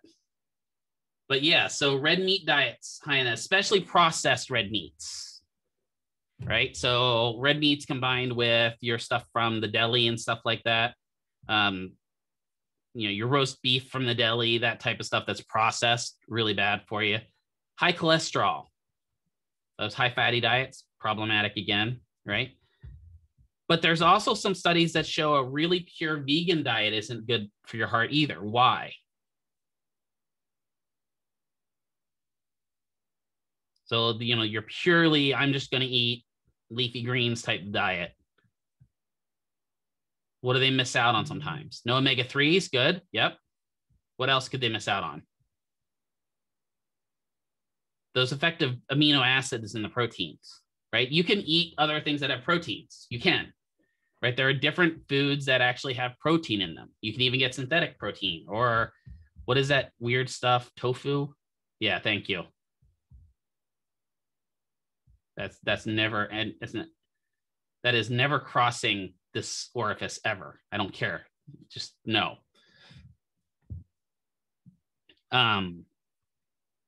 But yeah, so there's some signs that show that, well, that can cause maldevelopment of the heart because the heart doesn't get enough protein. And again, you can find studies for most of what you need. But again, does that mean that if you have a vegan, they're not leading a healthy life? No, probably vegans are much healthier than me. For the most part, I'm going to admit it, right? I think Dr. Sokel might be vegetarian. I can't quote, I don't know for sure 100%. But we definitely can tell if you look at both of us who's a little bit healthier than the other. I'm just saying. I'm definitely not the healthiest person in the entire world. And I kind of like my coffee and I like my red meats. But that's going to have a side effect. There are some studies that are showing that excessive marijuana consumption can cause problems with the heart. And again, this goes back to the tar that goes along with it. There are definite studies that show marijuana consumption can affect the lungs.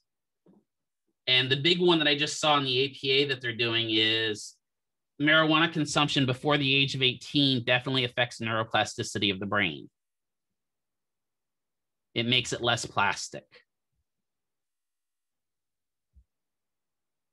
No, there is no but, bro. You just got to do it from strain. This is one area where Dr. Phil's been on the whole time about it. Like, I love to kind of dig at Dr. Phil a little bit, but Dr. Phil's been on this research for quite a while about marijuana affecting children's growth and brains. And he's had it. This is one where I'll say he's had it right for a while. And that also includes secondary marijuana smoke. And I know because I've seen it, some people that are, they bring their child in and man, the child just smells like they're hotboxing.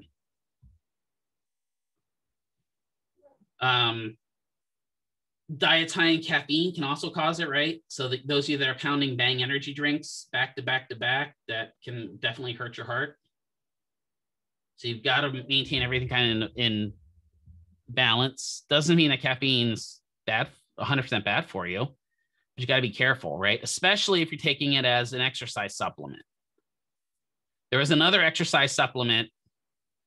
I'm sure that probably something like that. I'm pretty sure that 9 Red Bulls might give me a buzz at this point with as much caffeine tolerance as I have. It may kill me. I don't know. I know that there's a certain level of caffeine that eventually will cause you caffeine toxicity.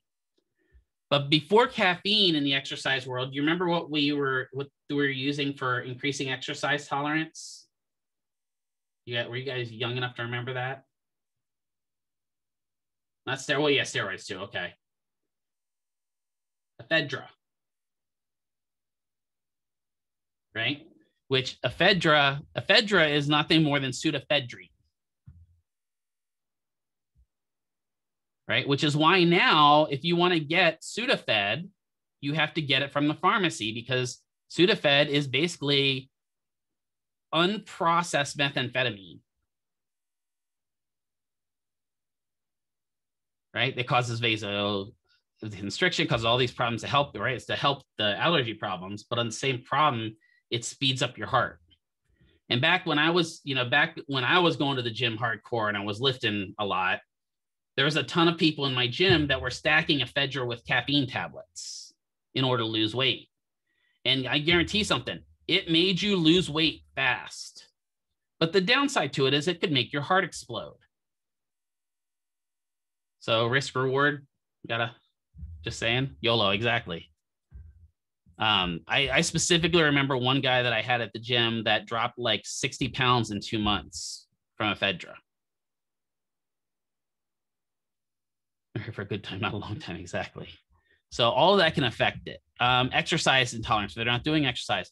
What kind of jobs could lend to heart problems and lung problems? Desk jobs, good, yeah. Right, and we're finding out that desk jobs are actually more dangerous than mining jobs. Being a doctor, yeah, actually, it's true. Casinos, yeah, why? Smoke, yep. Construction can be definitely right from the chemicals. Same thing with the mining, right? All that stuff that you breathe in. My granddad, made it through the wars and ended up dying of black lung. And if you've never seen what black lung looks like, it's exactly like it sounds. The coal dust turns the lungs into basically concrete, and it's black concrete. So we got to check them. Peripheral edema. Why would a patient with heart failure start developing peripheral edema? Can you use your logic hats and think about this?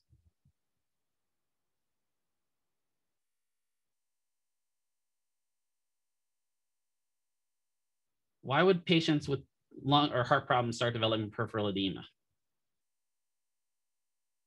What is it that the lymphatic duct system's not working as well? Right, yeah. Pooling from lack of flow, right? So, we're going to put on our Blues Clues detective hats here, right? We are looking for Blues Clues. No, just kidding. Technically, at this point, we are looking for Blues Clues because we're talking about the blood. See what I did there? We're looking for the Blues Clues and the Reds Clues.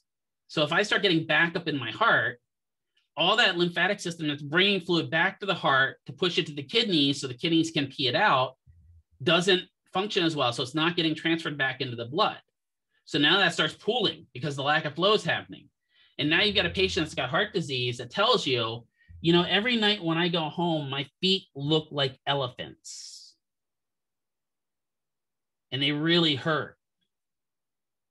And like maybe they take off their shoe and they pull down their sock and they've got that super tight ring from their sock. Has anyone ever seen that from patients? It looks like the sock is cutting off their blood flow. And you're like, wow. Right. And so that's when you go, okay, this now makes sense to me. And you may have to explain to them, look, the reason you're getting this swelling is because your heart's not working well enough. So it's not filtering out all this excess fluid. Right. And we know that the longer that fluid stays down in those extremities, the thicker it's going to get, which is going to get harder to get out of down there. So there's all kinds of things that happen with this. Quantification of range of motion, postural ability, all that needs to come into play here. So here is that BMI scale, right? And it's ironic. This literally keeps changing like every 2 years. I swear, it used to be when I was coming through, it was 18 and under is underweight, 18 to 25 is normal weight, anything over 25 is obese. Right? Yeah, well, when I look at this, according to my height and weight, this is where I classify.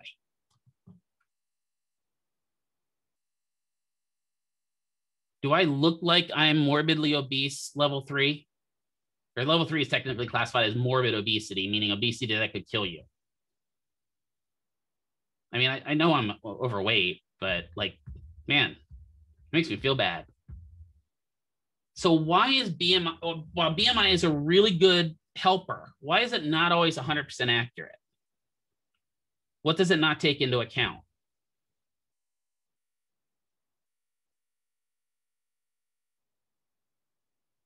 Muscle volume and weight. Yeah, right? Because by volume, meaning by area that the muscle's taken up, the muscle weighs more than adipose, right? Adipose is primarily water, a lot of it, and other stuff that's in there, but it's a lot of water weight. So we have to be careful. Like, I remember there's a whole article writing about if you looked at Arnold in his prime, when he was like in the Mr. Universe level body shape, right? He was obesity class 3. And that dude, I think, had like a 1.7% body fat percentage at that point. It's crazy. Okay, so that's a great question. So Justin asked, why is it when you get sized up for the military, they check your neck to waist ratio? So this is a new thing that we actually started because the military started realizing that BMI is not everything. And so now they do neck to waist ratios. And there's actually a ratio and percentage on it that can help you. We know that if you have over a 40-inch waist, you're on the way to having problems. That's just the way it is. I'll take whatever I get, right? When you get over a 40-inch waist, you have problems because in order for that ratio to be better, your neck has to be at least an 18-inch neck. And I don't know about, well, mine is actually 18, but that's the sad part. That's only because like I don't have a neck, I have a tree trunk. But you got to think about that's what they use now because they know that BMI is not 100%. And the reason for that is they know that if they take the neck ratio, the neck is mostly what? Muscle. Think about it. There's a little part of it that's bone, right? But the rest of the neck is muscle. So if we look at that neck and we compare it to their waist, we can actually kind of estimate a muscle mass off of it. And so they can use that to bypass it because, you know, like I said, Arnold wouldn't have gotten in the military if we just went on BMI, would he? Right? He wouldn't. He would be at the 40 level and the recruiter would look at him and go lose some weight, chubby. And then he's going to like take his shirt off and go, get to the chopper. Get to the chopper now.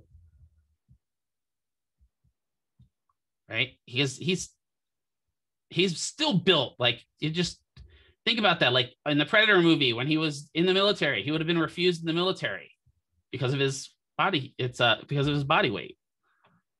So we all know it's not 100% thing, but let's face it. With our patients, most of the patients we're going to deal with in the outpatient setting, is BMI a good indicator? For the average outpatient person, yeah, for the average outpatient person, BMI is a pretty good indicator. Now, if you're talking about the athletes and stuff like that you may see at outpatient, probably not. But your average, you know, Joe that comes in, that's a desk worker, BMI is a good indicator. Right? It just is, because you can pretty much predict if Joe's, you know, level 2 obesity, he's running some risk. Even me being at the level 3 obesity, I know that there's some ways I could at least get myself down to a level 1. Right? So yeah.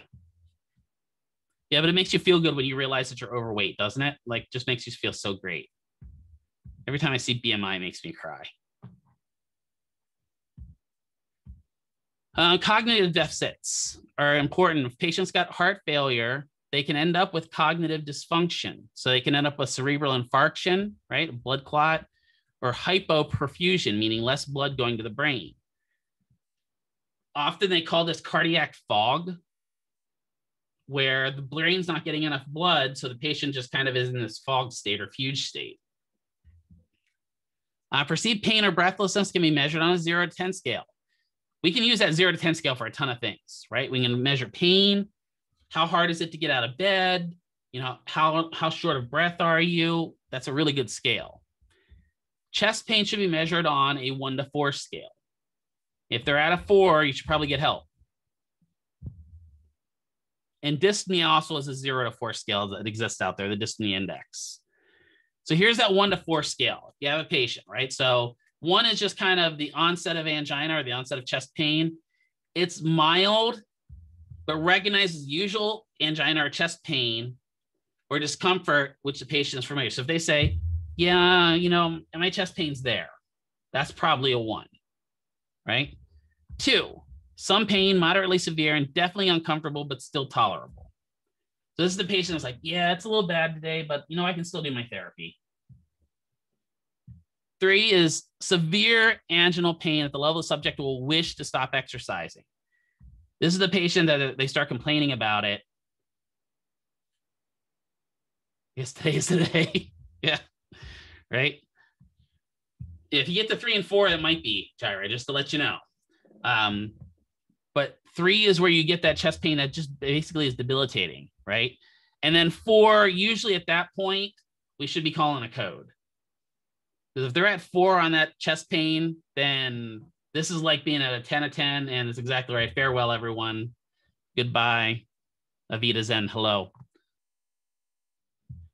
This is looking at dyspnea. And it's funny is dyspnea, shortness of breath, is measured by having them count to 15. If you can count to 15 without taking a breath, so take a normal exhale, 1, 2, 3, 4, 5, 6, 7, 8, 9, 10, 11, 12, 13, 14, 15. I have a 0 on the dyspnea scale because I can count to 15 without having to breathe at any time during it. If I'm getting there, like I get 7, 8, 9, 10, 11, 12. Now I've got a 1. If I take 2 breaths, it's a 2, 3 breaths, it's a 3. I think this scale is probably one of the easiest scales to memorize to me, right? It tells you how many breaths you've taken. If you've taken 0, you get a 0. If you've taken 1, you get a 1, 2, it's 2. And that counts even if on that last one, they get to, 14, 15. That's still a breath. That counts. That means they're at a little bit of shortness of breath. So we need to examine them. We're going to do a bunch of different tests, measure fluid accumulation, check the jugular venous distension.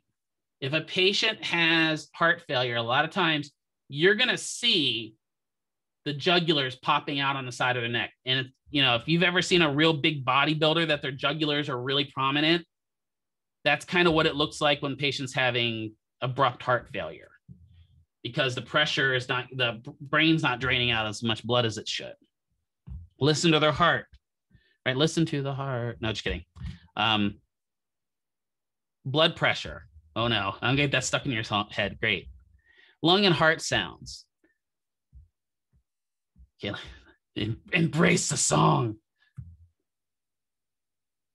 What do you think, if you had to think about it, if a patient's having problems with the heart, what are some of the sounds you might notice if you oscillate, if you listen? Yeah, murmur, right? Where just we don't hear that nice blub dub, right? What else could you hear? What if you heard gurgling? Yeah, whooshing sounds. Yeah, right. What if you were sitting there, you put it on, you could hear almost like a gurgling or a bubbling? Because that can happen. That's backflow. That's not a good thing either, is it? Right? The fun one to hear, and if you ever get a chance to hear this, please, if you ever have a patient that has pericarditis, be that weird person and ask if you can listen to their heart. Because pericarditis is a very unique sound. Pericarditis is where the heart is now rubbing on the pericardium. And it kind of sounds like when you listen to it, it sounds like this.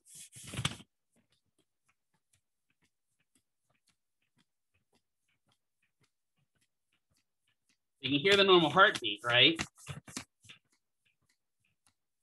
But you hear that rub as well. It's a wild sound. And if the heart's pushing the pericardium, that means either the pericardium's swollen and swollen in, or the heart's swollen and swollen out. Problems. Listen to their lungs. What kind of stuff would you hear in the lungs, maybe? If they've got cardiac backup.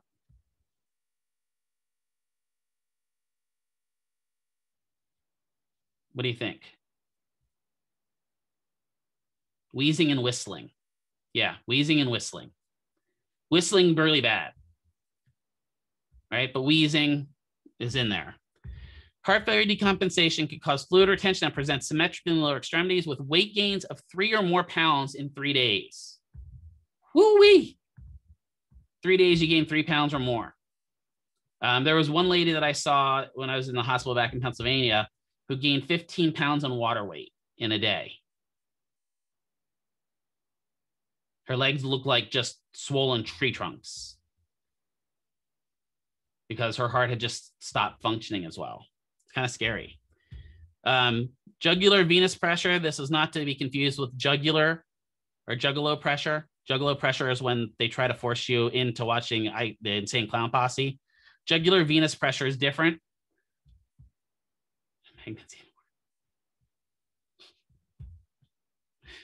Will be elevated in patients with heart failure because can't pump blood out of the heart adequately, causing blood to accumulate in the venous system. Heart rate and rhythm are also indicators of the patient's physiological status. What kind of stuff might you notice in the rhythm of the heart if they're having heart failure? So the rhythm meaning the way it's actually the beats, right? Yeah, and it's a rhythmic pattern. Good, right? So not a normal, right? Or maybe it's,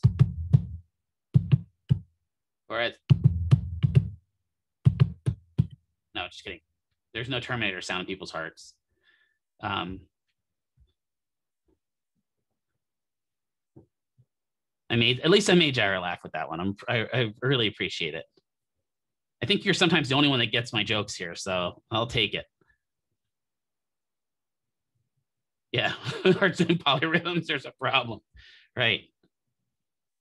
If you like put your stethoscope against their heart to listen and you hear Rick Astley, they've got problems.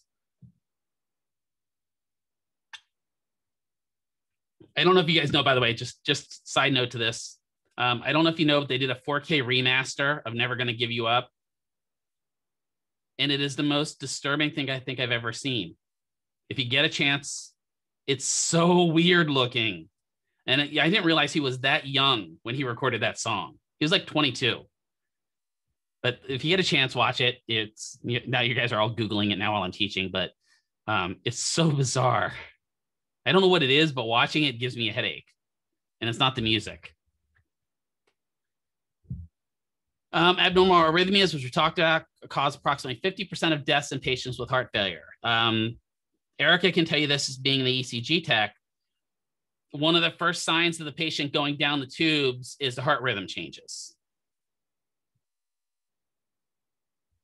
Right? Would you agree with that, Erica? Right? If the heart rhythm suddenly goes from being 40 beats or 60 beats a minute to 20 or something weird like that, that's a problem. So we need to monitor heart rhythm, right? We may have to put them on telemetry if available. If the patient's on telemetry in the room, to save people like Erica that were ECG techs, don't just unhook them,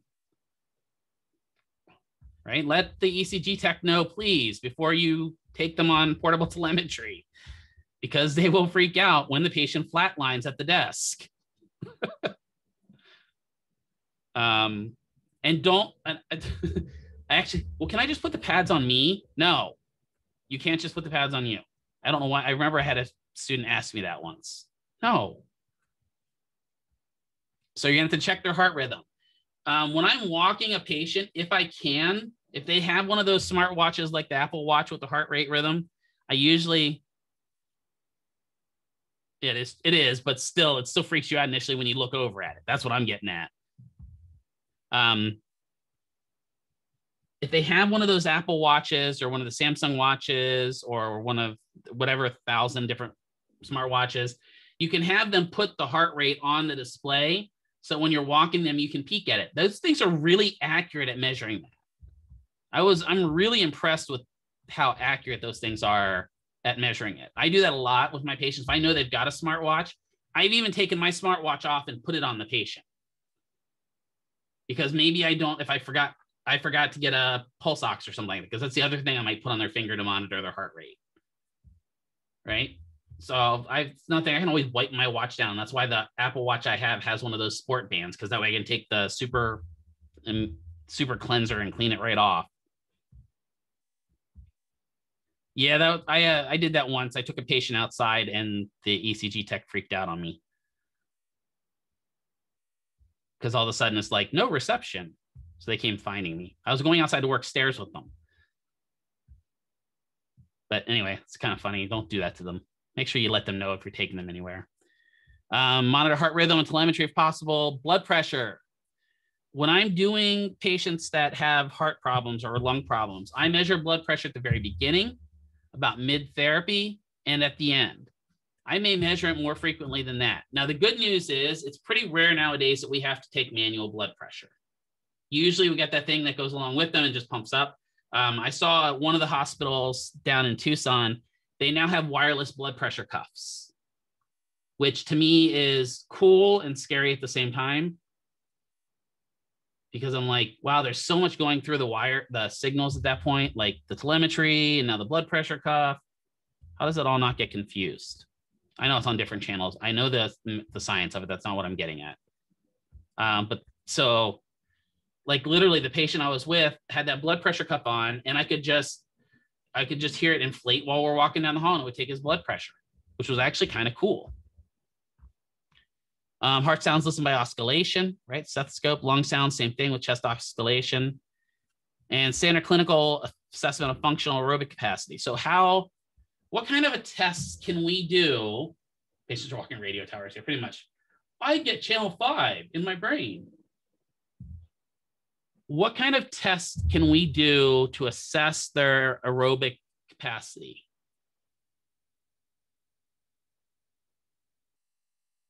What's a simple test we can have them do? Tug, good, timed up and go. Excellent. That's an easy one.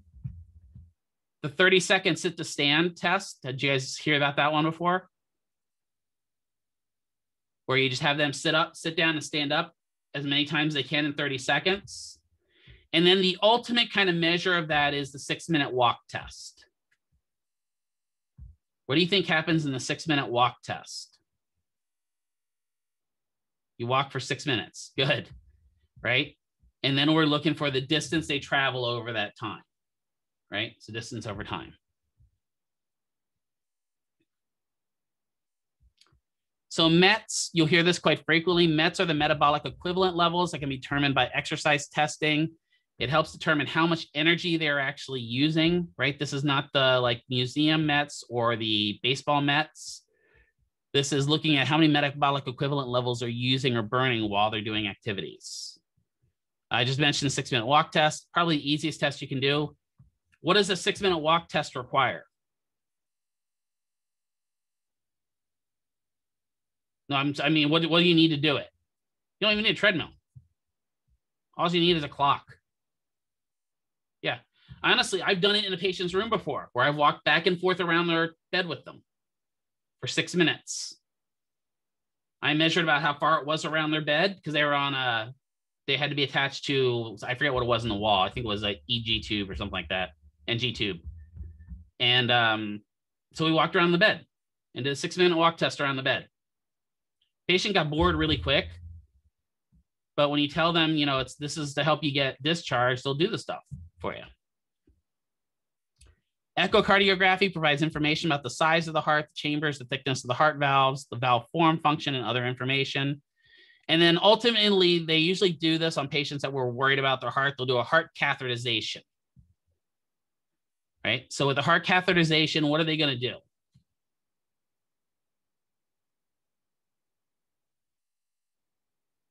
There's 2 different types of heart caths. One heart cath is a pressure cath. That usually goes in up here at the neck.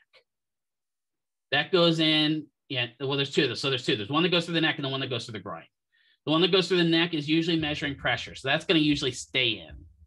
And that measures the pressure in the major vessels, right? The other one is the heart cath to go in and look at the blood vessels. And that usually goes in through the femoral artery. So they slice open your femoral artery, they stick a camera up your femoral artery, and they feed it all the way back up to your heart. And they can go through all the little vessels in your heart and look at the vessels in your heart and see how blocked they are. It is cool until you have it done to you. This is another funny Mr. McKeever story because they can't knock you out for it. So they put you in twilight. I don't know if I've ever told you this story, but to me, it's hilarious to this day. They thought I had a heart blockage a long time ago. It turns out I have a secondary node block, which probably leads to the problem I had the other day, that time in the hospital too. But they did a heart cath on me. So they put me in twilight and I'm just kind of staring there like, you know how you're kind of doped up from that. And they put this big glass shield around my leg and then sliced into my femoral artery. And it was like a scene from a horror movie. across that glass shield. And they're running the heart catheter up through. Now, after they take that catheter out, they have to close up that artery. So they have to put pressure on it. And they have these special leg cuffs that they put on, that they bandage it, stitch it, and everything like that. And they put this leg cuff on to put pressure on it. Unfortunately, they did not have a leg cuff big enough for my thigh. So that meant that somebody had to stand there and hold pressure on my wound for almost 3 hours. That wasn't awkward at all. Just saying. Standing in recovery with just somebody standing there holding pressure. I have the best medical stories. It's great. I've always had evidently they don't make, jumbo size, size 28 thigh leg cuffs. And it's funny is because my thighs are probably the waist size of some of you people, or bigger than your waist size. 2 disease-specific measures have been developed to assess the quality of life in patients with heart failure. We have the Minnesota Living with Heart Failure questionnaire and the Kansas City Cardiomyopathy questionnaire. These are ones that patients can fill out. These are self-reports. What is the one downside to giving a patient a self-report? They have to be what?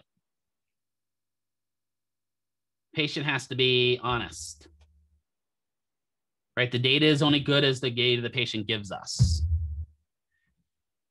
Aerobic exercise, probably one of the best things we can do for patients with heart conditions, even if it's something as simple as walking, right? Here's the thing that's important. We need to be thinking about this. Isometric resistance exercises should be avoided in patients with heart failure because it increases the afterload on the heart. So now you have a patient that has a total shoulder replacement that also has congestive heart failure. What's some of the first exercises you have a total shoulder replacement do, or a rotator cuff repair? ISOs, right? But when you have them do those ISOs, that increases the load heavily on the heart. So you have to be really careful with that. We often forget about that. I've seen a lot of times where the PT will order like isometric all movements in the shoulder. I'm like, hey, Bob's got heart failure. Oh, well, that wouldn't be good. Yeah, it's amazing how much just that, so smoker who had to sit down after doing isometrics, that tell you how little their body's functioning. That just blows your mind, doesn't it? You're like, wait, that tired you out for doing this? I don't know. Let's also think about it this way. If we were doing resistive exercises, would it be upper extremities or lower extremities you want to be more careful of? Okay, why? Upper's right. Good. Good guess. Why? Yeah, it's closer to the heart, right? The legs, we have, think of the blood vessel sizes that are in our legs, right? Those blood vessels are massive. And so they take a lot of that pressure increase a lot better than the tiny vessels we have in our arms. So you get somebody doing black TheraBand and they've got a heart failure, maybe not the best idea. Just saying, right? So if we're doing resistive exercise and we want to work on a resistive exercise, could we do less weight and more reps? Yeah. Right? Because then we're getting a little resistive along with what? Some endurance. Right? So that's what we can do. I think that was part of the reason why when I was in the cardiac wing over at, I'm the worst patient, over at Desert Springs, that when they came in and I was doing push-ups, they were freaking out. Because, you don't get much more load on the arms than doing push-ups. You can if you're doing bench press. Like, I know Justin's going to come along and go, I get a lot more load when I bench press than when I do push-ups. But I'm pushing up a good bit of weight when I'm doing push-ups. So I'm just saying. So 3 important factors affecting the risk of exercise in patients with heart failure is patient's age, the intensity, and the presence of ischemic heart disease. So if the patient is older, we want to reduce the load, right? If we have patients got heart disease and is in their 70s, we're not going to work them as hard as patients in their 40s and has heart disease, right? And if we know that that disease is ischemic, we have to be careful because ischemic means there's a blockage. If there's a blockage, that means it can move. If they can move, that means they can throw a pulmonary embolus or a stroke, which pulmonary embolus is just a lung stroke, right? Exercise should be avoided during failure decompensation, meaning a patient just had a heart attack, it's probably not the time to see them. Right? So maybe your patient's on the cardiac wing, they came in with a heart attack, and now they've had a second heart attack while they're in there. That would be a day that you probably would want to waive off therapy, or if anything, just help them get out to a chair. That's definitely not going to be the day you're going to be walking them around in the Mary Walker around the hospital. So here's strict contraindications for exercise. If your blood pressure systolically is over 240 or your diastolic is over 110, that is a no-go for exercise. Think about that for just a second. 240 millimeters of mercury and you start exercising, your heart's going to explode.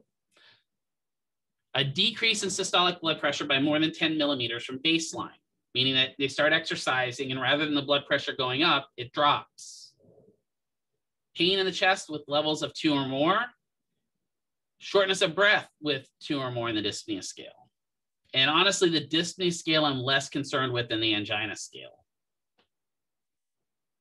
I have a funny story about that in a little bit too. That just reminded me of one other story. Symptoms worsening with failure, such as pallor, excessive fatigue, mental confusion, EKG. I got to stop calling it EKGs. That's old school. ECG abnormalities, like second or third degree heart blocks, ventricular arrhythmias, acute ST changes. We're going to look at the heart, what do you call it again? Yeah. An ECG. That's what we're going to look at in a little bit here. Resting systolic of less than 80 millimeters of mercury, meaning their systolic's really low. Decreased heart response to exercise. This is weird. I've had patients with heart failure where I put them on the treadmill and their heart rate goes from 100 to 40. That's a sign to stop. Heart rate elevation due to firing threshold, right? New onset of pulmonary rales. Rales are those wheezing and kind of odd sounds, those adventitious sounds. Do you remember that term? Did Dr. Johnson talk to you about that term? That term always throws me off, right? Because when I hear adventitious, I think, well, it sounds like it's a good thing. Yeah, advantageous, right? That's what I hear. But adventitious sounds are definitely bad things. New onset of an S3 heart sound, again, not something that you're going to be able to detect. And then a Borg rating of 13 or better on the 6 to 20 scale, or a Borg rating of 8 or better. Okay, that's actually a good idea. I think adventures can be bad, right? Yeah. 8 or better on the modified Borg scales, really kind of problems with it. The mode of the exercise prescription will include some form of aerobic exercise. Every patient that has a heart condition should have some form of cardiac exercise, even if it's nothing more than brisk walking, right? The Mall Walkers program is great for these patients to get out and walk around a bit because they get at least air conditioning as well, because outside here during the summer, not the best idea to send somebody with heart failure out into 130-degree heat, right? Exercise frequency and duration. Severely compromised patients may require longer rest intervals. Give them to them. If the patient needs them, make sure they get them. We don't want to have them explode. Always with cardiac patients, you need a warm-up and a cool-down. Warm-up can be as simple as just doing some general range of motion activities, kind of getting the blood flowing. A cool-down can be as simple as relaxation techniques, where you work on that ACV, but you've got to do both. Usually patients can tolerate somewhere between a 40 or 70% of their max kind of volumetric of oxygen, or 40 to 70% of their normal work. So when they're at that 4 to 6 range on their the modified Borg RPE, and patients with low exercise or low initial exercise capacity will make faster progress. This even goes for you guys, right? When you're going to the gym and you start going to the gym, you usually have this spike in progress, right? Where you improve pretty rapidly, right? And weight loss is the same way. Think about it. When you're actually going hardcore at weight loss, you start off really rapid in your weight loss. And then what happens to that weight loss? Kind of plateaus out, right? And then maybe you lose a little bit more, but it's kind of getting harder and harder. Same thing with exercise, right? Maybe you started off only able to bench press 10 pounds, and now you're up to 45. Wow, that seems like a lot. But now you can't get past 45 because you've kind of peaked. Same idea with patients with heart failure. You got to be careful. They'll progress quickly and then kind of plateau out. Let's take a break. I just realized it's 11 o'clock. So let's take a break. We'll finish this out. So go get some snacks, stretch. We'll come back at about 10 after 11.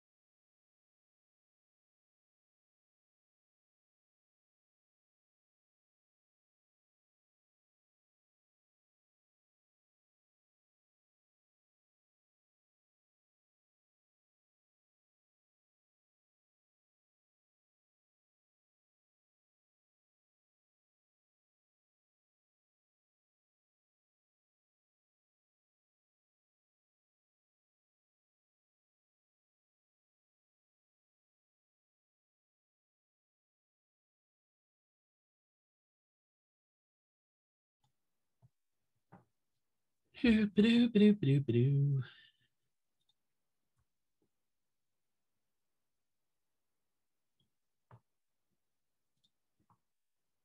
had a knock at my door. It was some girl trying to sell Girl Scout cookies. I don't need Girl Scout cookies. I mean, I need them, but I don't need them.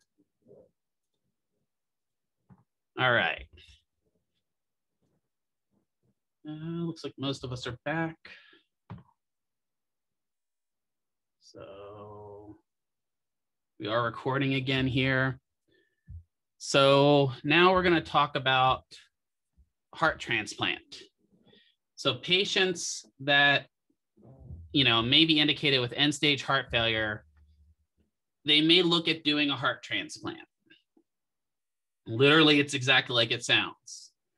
It should be the last resort because although it can produce good outcomes, it's just massive complications, right?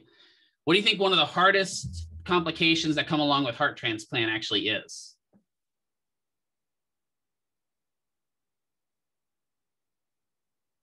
Well, finding the heart, right? Because the heart has to be genetically matched to you and it has to be the right size and all those fun things. I'm not going to ask you because I thought about it and then I rethought my question about asking how many of you guys are organ donors, but I would highly recommend you guys to become organ donors because, I love people. Like I have people in my family that are not organ donors. And the reason they're not organ donors is because they're afraid hospitals aren't going to take care of them if they get sick. They're just going to try to harvest them for organs. Yeah, I told you my family's a little weird. But in reality, it's one of the most selfless things you can actually do, right? I thought about it before. If I'm dead or I'm dying, I don't care where my organs go. I don't need them anymore. I'm just saying, right? I don't know. It's the way I look at it. There obviously are religious concerns for certain people, certain religions, because certain religions require the whole body to be interred. But I'm a little weirded out by that too. When you realize how much of the United States is taken up by graveyards, like you actually, I forget, there was a whole thing on that on history once that talked about how much of the United States is taken up by graveyards. And it's a large percentage of the United States. And those are like known graveyards. And we're not talking about like, they moved the headstones, but didn't move the bodies type graveyards.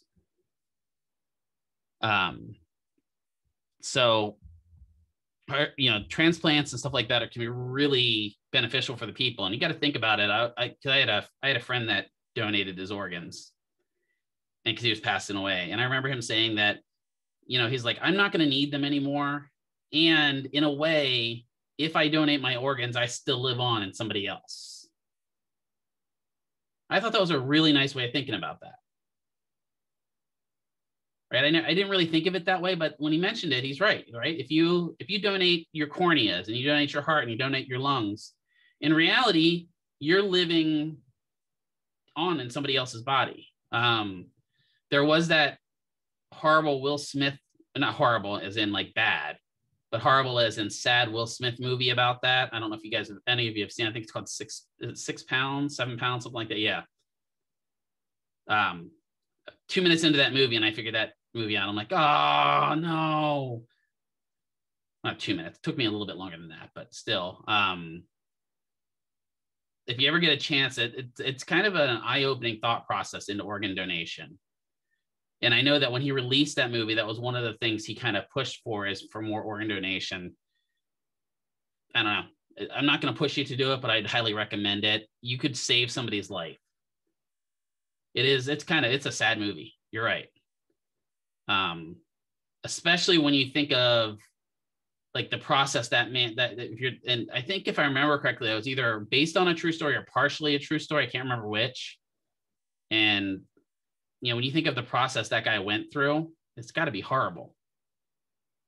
I don't know. But when they have a heart transplant, you've got to think about something. And I'm actually going to toss lung transplant in here as well. What has to happen in order to transplant a heart? First of all, obviously you have to have the heart, blah, blah, blah, blah, blah. right? But what has to happen to their chest?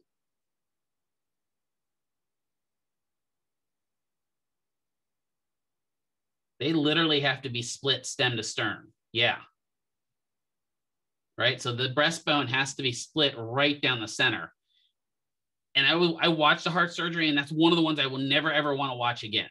I'm going to be 100%. It was cool once they got in there. But man, the sound of the saw going through the breastbone and then them putting the rib extractors to open up the person's chest. Yeah, that was almost enough to make me pass out. And it wasn't from watching it. It was the sound for whatever reason that got me.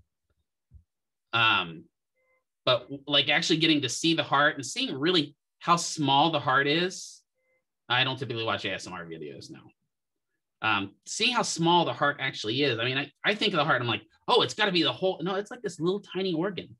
It's this little itsy-bitsy thing. I'd love to watch a transplant of it as long as I can come in after the chest has already been cracked. But they'll never do that because transplants are really, really super sterile procedures, right? So if I've had my breastbone cracked open, even for a regular, like, what do you call it? Valve replacements and stuff like that. Well, not valve, but open heart surgeries. Man, I just can't imagine. I'm just sitting here thinking about it. My chest kind of hurts. Thinking about how much pain those patients must be in because now they got staples all the way down their chest. And then you're like, what? I wonder why they don't want to do therapy. Well, I don't think you'd want to do therapy either if you had your chest cracked open. Maybe it's just me, but exercise is recommended in post-transplant management. It includes proper nutrition, drug therapy, and frequent medical surgical follow-ups. You really want to be careful with heart transplants, lung transplants, actually just transplants in general, because most of them are going to be on immunotherapy. Why are they going to try to lower the immune system of the person getting the transplant?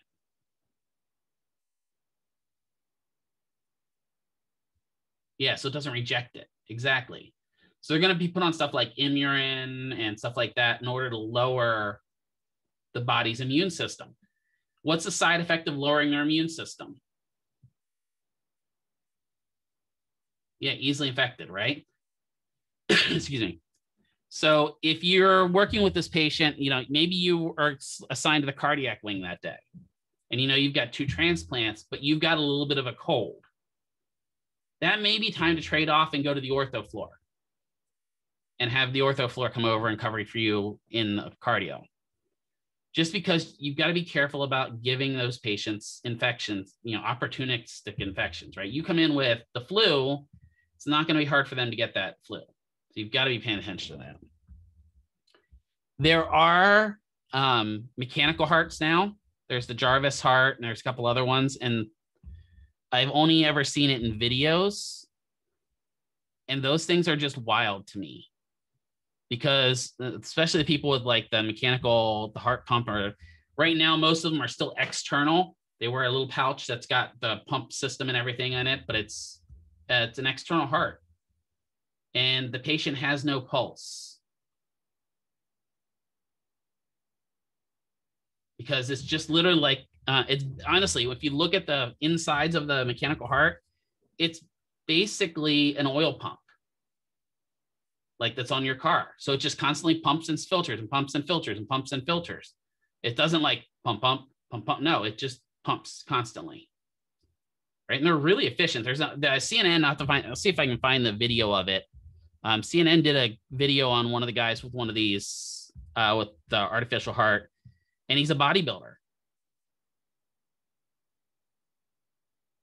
And it was interesting because he brought up his doctor brought up the thing. He goes, what is the definition for somebody that has no pulse?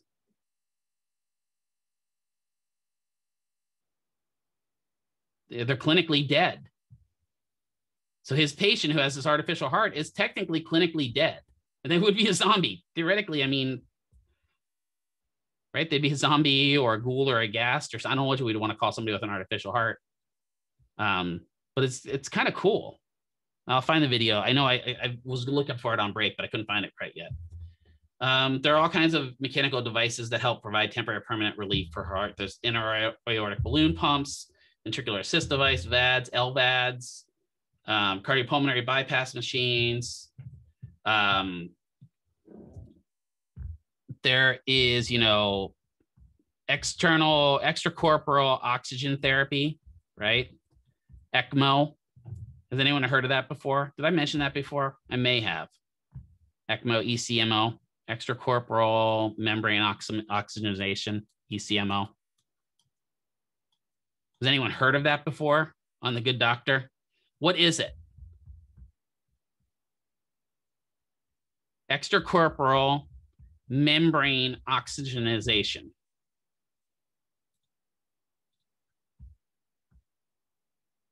Just like, yeah, that. It literally means that your blood is getting oxygenated outside your body. So that means there's a machine sitting beside you that is oxygenating your blood for you. That means the respiration effect is not happening in your body, right? And a lot of times, if you see patients on this that go on ECMO, they usually lose limbs. It's very common for them to lose limbs. Why do you think it would be very common for them to lose limbs? Do you think a machine oxygenates as well as your body does? No, it doesn't, right? So if the body knows it's not getting oxygenated properly, what is it going to start doing in order to preserve function? It's going to start, it's going to start necrotizing body parts. It's going to say, I don't need that left arm. And it's really weird the way it works. The body just picks a limb and says, I don't need that anymore. And so it's going to die. There's a story of a Tucson Roadrunner, not actually like the bird. For those of you that follow AHL and NHL, the Tucson Roadrunners are a hockey team down in Tucson. And don't even joke about the fact that there's actual ice hockey in the desert. Yes, it happens here too. We've got 2 of the teams now ourselves, right? But it is kind of ridiculous when you think about it. But his name, I want to say his name's Cunningham was his last name. He literally collapsed on the ice at, I think, 23 or 24. His heart just stopped. He was on the ice. They were skating around for the game. I was actually at the game, and he just collapsed, fell over, dead. They revived him. They were able to do CPR, but he ended up needing to go on ECMO. He had an undiagnosed heart problem. It's an interesting story, but he ended up losing limbs from it. And like a few months ago was the first time he was able to get back on the ice without a leg, which was actually, I mean, when you think about it, it's actually kind of cool that he's able to do that. But, basically he died and we were able to save him. And some of the stuff that we can do is kind of really amazing. With VADs, whether it's an LVAD or an RVAD. So if you ever hear a patient being on a VAD or an LVAD or an RVAD, those are to help the ventricles. Doesn't matter if it's an LVAD and RVAD. I know that my presentation here says LVADs. Doesn't matter if it's an LVAD or an RVAD. Early mobilization helps, meaning getting them moving. And we know this. It just helps with everything. So we're going to do a quick anatomy review here. Because on, well, actually, this is the actual, this is the anatomy review. I want to go through this anatomy review real quick, and then we're going to talk about percussive therapy then on Monday. So looking at the anatomy review of the respiratory system, right? We have the upper tracts, which are the nose, the parasinuses, pharynx, and the larynx. We have the middle tract, which is the trachea, and the lower tracts, which are the main bronchi and the smaller bronchi, right? So looking at this is kind of the pulmonary circulation. Oxygen comes back to the heart, right? Enters the right atrium. The right atrium contracts. Blood passes to the right ventricle. The right ventricle contracts, pumps it to the lungs, right? That lung then gets the blood through the pulmonary valve and travels through the pulmonary artery. It gets oxygenated out in the alveoli, right? Returns to the right or the left atrium. Left atrium contracts, passes the mitral valve, goes down to the left ventricle. Left ventricle at capacity, then the valve closes, preventing backflow, and the ventricle contracts and sends it out through the aortic valve into the aorta. You remember all that magical stuff there? So I will say, so one of the big questions I get here is, do we have to remember the valves? Yes, you do. You will get questions on what valve is between the right and the left ventricle, or the right atrium and the right ventricle. You will get questions on that. So if you haven't remembered that, maybe go back and review it. I'm just telling you to. Try before you buy. Good. I like that. I always thought the aortic valve was probably the easiest one to remember. I don't know about you guys, but that was always the easiest one for me to remember because, well, it goes to the aorta.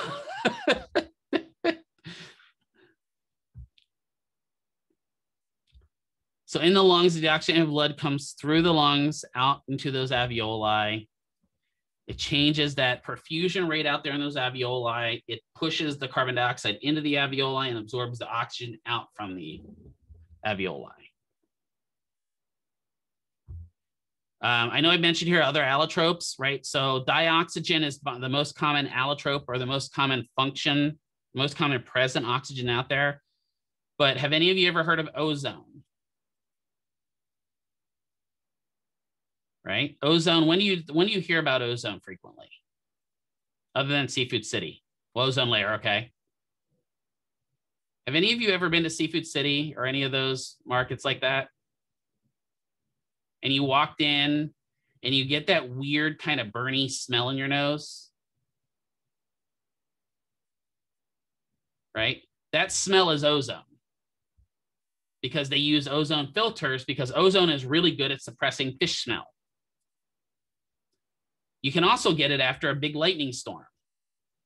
You go outside and you get that smell and it's like, kind of smells funky out here. That's ozone, right? That's O3. There are all kinds of other version allotropes of oxygen, but we like O2, dioxygen. Interesting, at the level of the capillaries and alveoli, there's that level between them is one cell layer thick. I can speak. So it's not very thick is what I'm saying. It's very, very thin. The barrier between the two is about 1 micron, or 0.000039 of an inch. That's almost unmeasurable, right? The lungs then get rid of the carbon dioxide out of the body. So what are the primary functions of the respiratory system? We talked about a little bit: respiration, defense, and acid-base balance. We talked about this already, so I'm not going to cover this.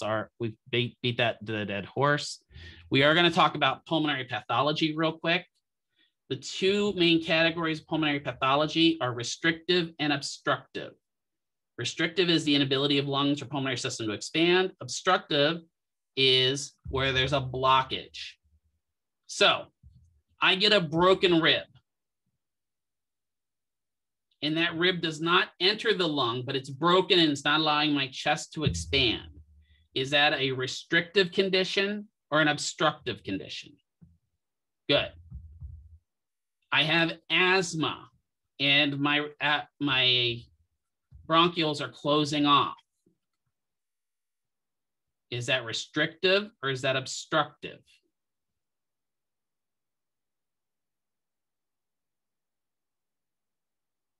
That's obstructive. There's an obstruction in the way of air moving in and out of the lungs, right? Even though it's the body, right? So typically when I think of these things, I usually think in my brain, restrictive stuff is outside the lungs. Obstructive stuff is kind of inside the lungs, right? Now, when I say outside, it could also be the outside of the lungs, right? The outside of the lungs could be non-pliable and therefore be a restrictive problem in the case of what the condition that kids get, where the lungs start becoming fibrotic.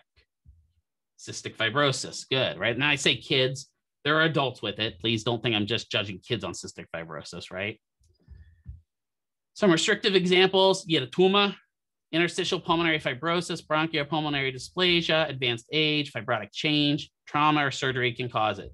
Scleroderma, and any type of condition that can affect the skin. So with low oxygen, that's a really, technically it would be classified as restrictive, Jair. So Jair asks, is low oxygen would be considered restrictive? Technically it would. because there's not an obstruction in the way. Does that make sense? Now, if you had low oxygen plus allergies, now we could argue both ways.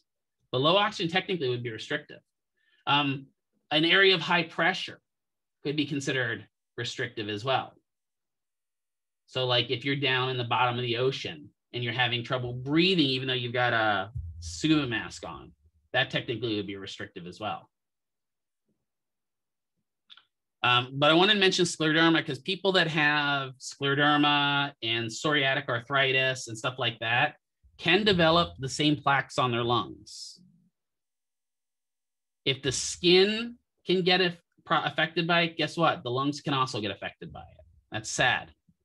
Ankylosing spondylitis, so problems with the spine, postural deformity, scoliosis definitely affects breathing. Spinal cord injury, cerebral palsy, muscular dystrophy, Parkinson's, all are restrictive. Pleural disease, so problem with the actual pleural. And then obesity or ascites, or ascites as I like to call it because that's the way I remember it. Obesity, obviously, big belly syndrome, right? What is ascites? You guys remember that?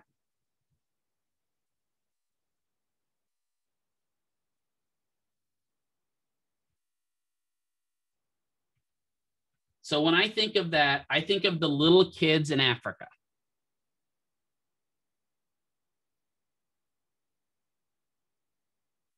What do their bellies look like? Yes, right? The swelling and fluid in the belly, right? That happens with liver disease and a couple other conditions, but it can also happen with extreme hunger, right? Where the body just swells. If you have that excess fluid down there, is that going to make it more restrictive to breathe? Sure is. And a lot of those kids have lung problems, breathing problems as well. Obstructive examples, peripheral airway disease or PAD, chronic bronchitis can be obstructive, emphysema, asthma. So any of you that have asthma have an obstructive disorder. Bronchiectasis, cystic fibrosis, technically on the inside is considered obstructive when it affects the alveoli. On the lungs themselves is considered restrictive. So cystic fibrosis nails people both ways. That's the sad part about that one.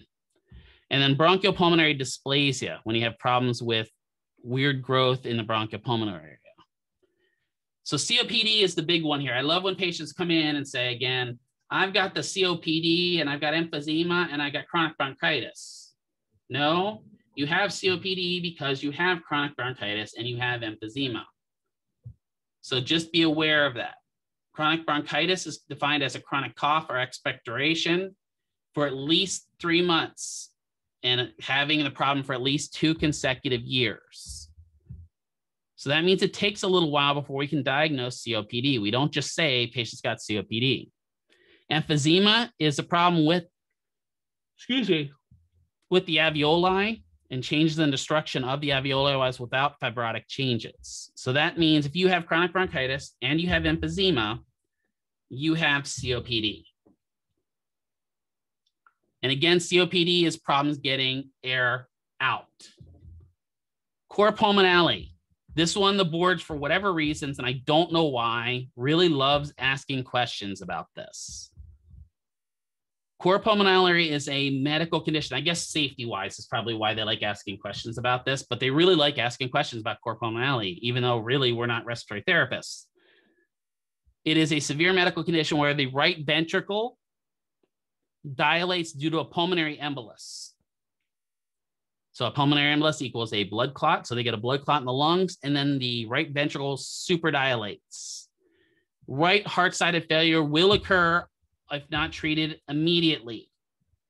So they can literally have complete heart failure of that right side if they don't get it. What will happen? They get a chronic cough, or right? Chest pain. Distal uniform bilateral swelling. So both sides are swelling. Dyspnea, fatigue, and malaise. How a board question will come along for this. They will say that your patient is walking and having a consistent dry cough. They indicate they have some chest pain, and you notice that both of their legs are swollen excessively. They seem to have poor exercise tolerance. What is the condition you are suspecting? That would be cor pulmonale. That would also be an emergent condition, and you'd want to tell the nurse you're suspecting it. Hopefully the nurse has already picked up on it, but maybe not. This means that they've probably got a blood clot somewhere in their lungs, and they're starting to get backup. It's really important to it. What can we use to manage pulmonary diseases? We've got all these drugs here that can deal with it. We got beta-androgenic agonists like albuterol, right? I'm sure a lot of you have heard that. We've had anticholinergics like bupropion and Atrovent. But the funny thing about anticholinergics, when you look at it, bupropion is Wellbutrin. We've also seen it used in antidepressant meds. Corticosteroids with new supplemental oxygen, right? We can do surgery where they can go in and remove the non-functional lung tissue. They can do a pneumonectomy where they remove part of the non-functional lung. They can do a lung transplant. The main thing these patients are going to get that have lung disorders, again, is physical therapy. We kind of talked about that already. What are we going to do with them? Breathing re-education. Diaphragmatic breathing and pursed lip breathing are probably our most common. We have to educate them on stopping smoking. The biggest thing, I actually had a patient once that got a lung transplant, went back to smoking. So would that make anyone else angry? It made me a little angry. Because I thought, what if that was my lung that I gave them? Now my lung's getting smoke in it. I don't know. And then talk about energy conservation, safety, aerobic exercise, upper and lower extremity activities, secretion removal and reduction, meaning teaching them how to do what? Cough, right? Teach them to cough and get the gunk up, positioning, and then also more relaxation techniques. You talked about diaphragmatic and pursed lip breathing in Therex 2. Smoking cessation should include the serious side effects of smoking. I think a lot of doctors that talk about this should show more really nasty pictures of lungs. And if you go overseas and you see cigarette packs in other countries, anyone have seen any cigarette packs in other countries? Like they show rotting teeth, black lungs. They have horrible images on them. Right here in the United States, we have what do you call it? We have the Joe Camel.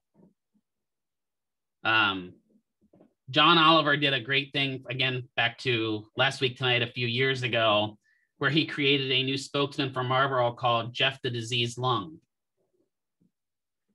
And he thought that that would be appropriate for them. They turned him down for that mascot for whatever reason. I don't know why. We can guide the horse to water. We can't make them drink. It's just the way it is, but we have to teach them that smoking equals bad. I've had patients when they start getting diagnosed with lung disease that say, again, going back to the vaping, well, what if I start vaping? It is appeals to kids. You're 100%, right? That's why, and there was a whole lawsuit about that back in the 80s. And don't forget, back in the 80s, we had those literal tobacco executives up there. And it was one of them, to this day, is one of the biggest hypocrisies I've ever seen, where they ask each of the tobacco executives, and they're like, no, we do not believe our smoking leads to cancer. No, we do not believe smoking leads to cancer. No, we do not believe smoking leads to cancer. When very well, they had internal documents showing smoking leads to cancer. Of course, then Dow wasn't much better with the forever chemicals, but whatever. Energy conservation safety is going to be our big one that we have to teach these patients, because they're not going to be able to do the same things they used to be able to do. We may have to help them use other types of techniques to help breathing, right? We may have to give them that inspirometer, teach them how to use the inspirometer. With patients, again, that either have heart or lung conditions, they must include a warm up and a cool down. Any exercise that affects the shoulder or trunk will help mobilize the chest. Seated toe touches to open V's. I do these a lot with my patients, where I have them sit at the side. They have their arms up to the side, and I reach down, bring their hands into the point of the V, and then open way back up. That expands that chest wall, and that can help with breathing. High trunk rotations, just having them rotate their arms back in the trunk. All that can actually help with breathing. Postural drainage techniques. We're going to talk, I'm going to demonstrate this next Monday after the clinical information. but we're going to talk through the techniques right now. With postural drainage, it's using gravity to remove secretions from the lungs. Postural means we're going to put them in a specific position. We're not going to do anything. That is not a manual technique. The manual technique is then the percussive drainage. This is where we are literally going to beat on the patient. There are a couple different techniques. Percussion, which is just the beating, right? Vibration, where we vibrate back and forth, and then shaking, where we literally shake the patient. You saw my goatee bounce back and forth. That's great. And then any of those that we do, whether we do postural drainage or we do manual techniques, they need to do that third cycle of ACB, the clearing of it. They need to get it out. So they should be coughing. If they've got gunk in their lungs and they don't cough any gunk up, what does that mean we need to do? We need to go back to the drawing board. Just thinking about it now is making me cough. And work on that percussion. Work on clearing that. Maybe put them in the postural drainage a little more. Suctioning is an odd one. Did any of you on your clinical affiliation God, have to do suctioning? If you go to a pediatric facility, a lot of times you may have to do suctioning. That's where you take the tube and you put it down their throat and pull out the gunk. It's not a lot of fun. Sounds like it's killing the patient, but what you're really doing is saving the patient because you're clearing out those secretions. I had a lot of kids when I was working at the one outpatient peds clinic that came in that had manual suction. So we would work on doing stuff like standing, and they'd indicate having trouble breathing, suction them right out. Loads of fun. That is definitely one thing and that tech should not be doing. I'm just saying it's even kind of bordering on us. If the parents can do it, we can do it as well. But that's one of those that I'm like, yeah, tech should not be suctioning a patient. I'm just saying there's way too much that can go wrong. So we're going to position the patient according to the bronchiopulmonary anatomy so that the particular lung segment is placed with its bronchus perpendicular to the floor. We may put them in Trendelenburg. What is Trendelenburg position?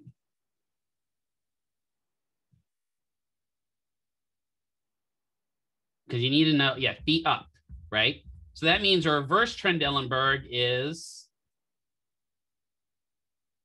yeah, feet down. Good, right? So this will facilitate the drainage and secretions of the lungs. So Trendelenburg is a patient supine with feet higher than the head by 15 to 30 degrees. Reverse Trendelenburg is the exact opposite. Tilt tables can be really useful for postural drainage. What do you think some of the negative side effects could be from putting them in that position?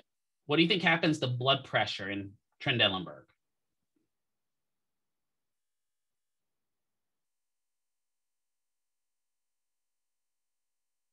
It's going to go which way? In Trendelenburg. Oh, I just thought it, right? Think of all those big blood vessels that are now against gravity, right? So all those blood vessels in the legs. That means the heart's going to have to work harder. That's okay. That's fine. That's why we're going over it. So blood pressure is going to go up. What about at the head? What else was happening? What's her face look like? Yeah, red, right? It looked like a tomato because all the blood's starting to pool up here. So we have to be paying attention to that. We also have to pay attention. Some people just don't like to be upside down. Right? I know we all do that with like our nieces and nephews. We turn them upside down and some of them giggle like little kids and then some of them freak out. They just don't like to be upside down. Same thing happens to adults. Right? Circulatory, they could end up with additional pulmonary edema where swelling backs up in that because of it. If they have heart failure, this can be a problem. If blood pressure goes up and they have heart failure, it can definitely cause problems.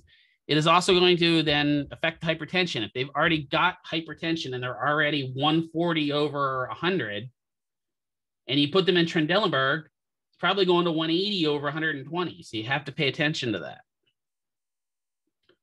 If they've got something like an abdominal distension, a hiatal hernia, or nausea, or recent food consumption, putting them upside down is probably not a good idea. If the patient just had a really big meal and you put them upside down, what you are encouraging is what I call the technicolor yawn. Yeah, barfing. Right, so think about that. So I usually will ask my patients that are coming in for pulmonary type therapy, and again, we don't do this as often as we used to. When I came up through the PTA ranks, we did this a lot. Most times pulmonary therapy is going to be done by respiratory now because respiratory is taking over a lot of that. But I'll tell specifically kids, I'll tell the parents, hey, can you hold off on giving the kid lunch until after we're done with therapy? Because I can't tell you how many kids I put in that Trendelenburg position and all of a sudden the vomit comment goes.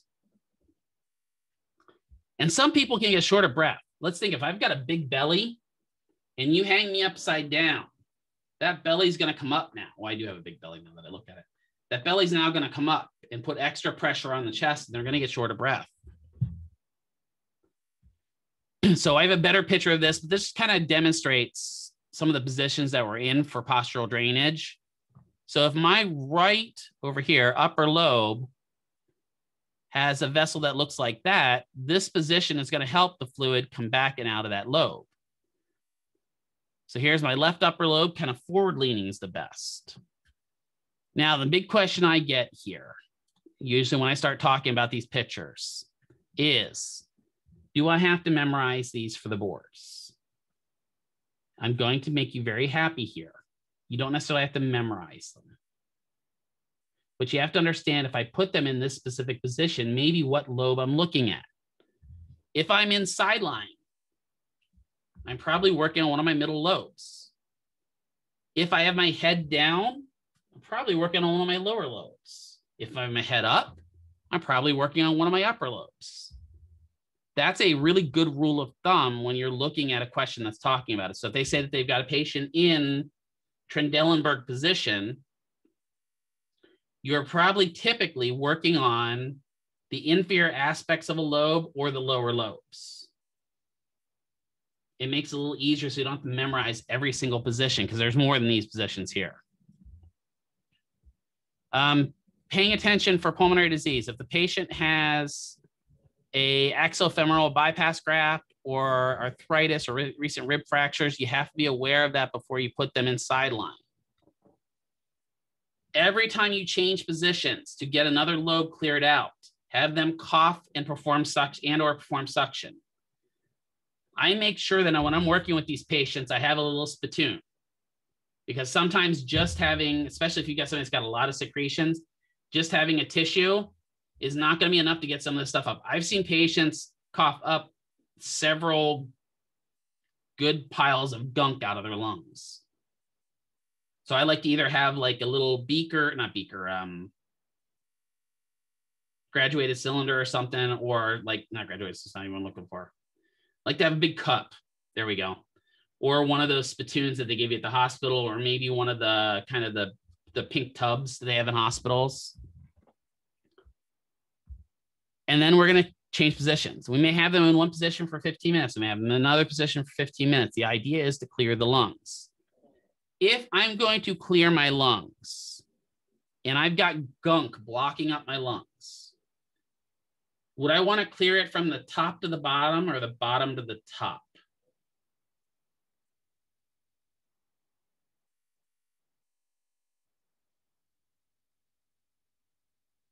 Okay, so I've got a bottom to the top. Got one vote. Let's think about it here for just a quick hot second. So here I've got my right lung. Here I got my left lung. That's a really bad drawing. Yep. So I'm asking, would we want to clear the top first, or do we want to clear the bottom first? Doing clearance. Okay, so I got on top. I wanted to talk about this because that's a common misconception. If I don't clear up here first, yeah, right, it starts setting in a little bit. If I don't clear the top out first, this has nowhere to go.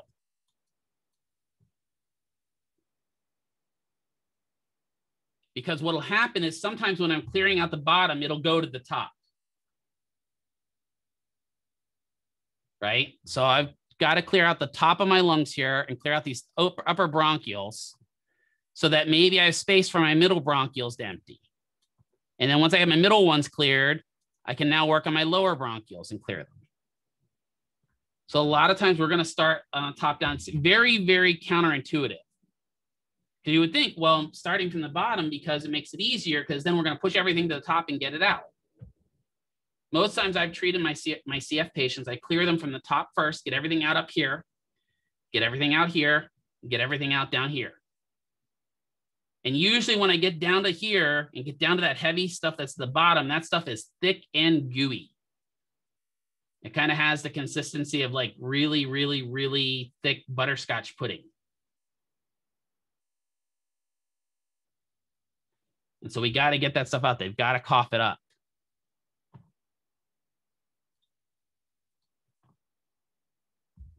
When we're doing percussion, it's a treatment technique which consists of rhythmically and alternately striking the chest wall over a specific lung segment with a cupped hand. So a cupped hand, when you strike it, should give that kind of really hollow sound. Now, the biggest mistake I see in percussion is when people do percussion like this. You're not trying to get a baby to burp. That's what I think of when I hear this, right? When you're clearing somebody's lungs, it is a good solid whack. And this is, we will do a little bit of this during the lab period that we have for those 3 days. So you will get to beat a few of your classmates.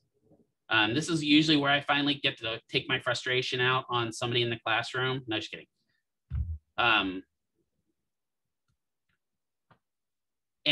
yeah, we have some great videos of me doing this. It's fantastic. But when I'm doing that, right, I need to also think about the direction of my strike. So if my bronchiole goes like this, from up this shoulder blade and comes down to the middle, the direction of my strike should be down into that vessel so that it kind of pushes the fluid out. Right? So if I'm on the lateral side and my vessel comes in horizontal, I've got to come in that way, right? The force needs to be adjusted for each patient, but should be strong. And I know it says comfortable. It's not. It's just not comfortable. That's what the book says. It's not comfortable. It hurts.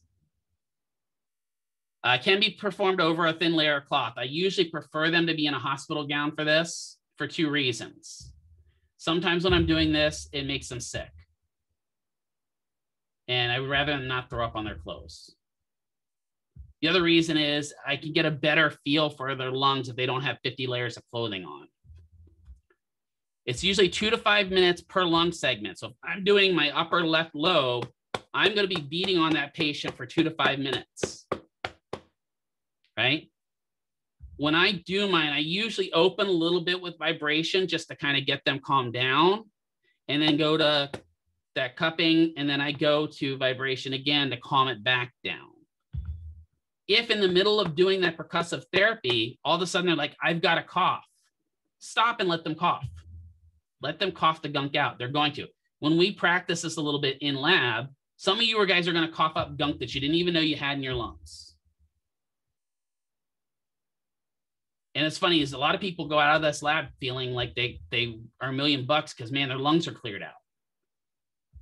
It's okay.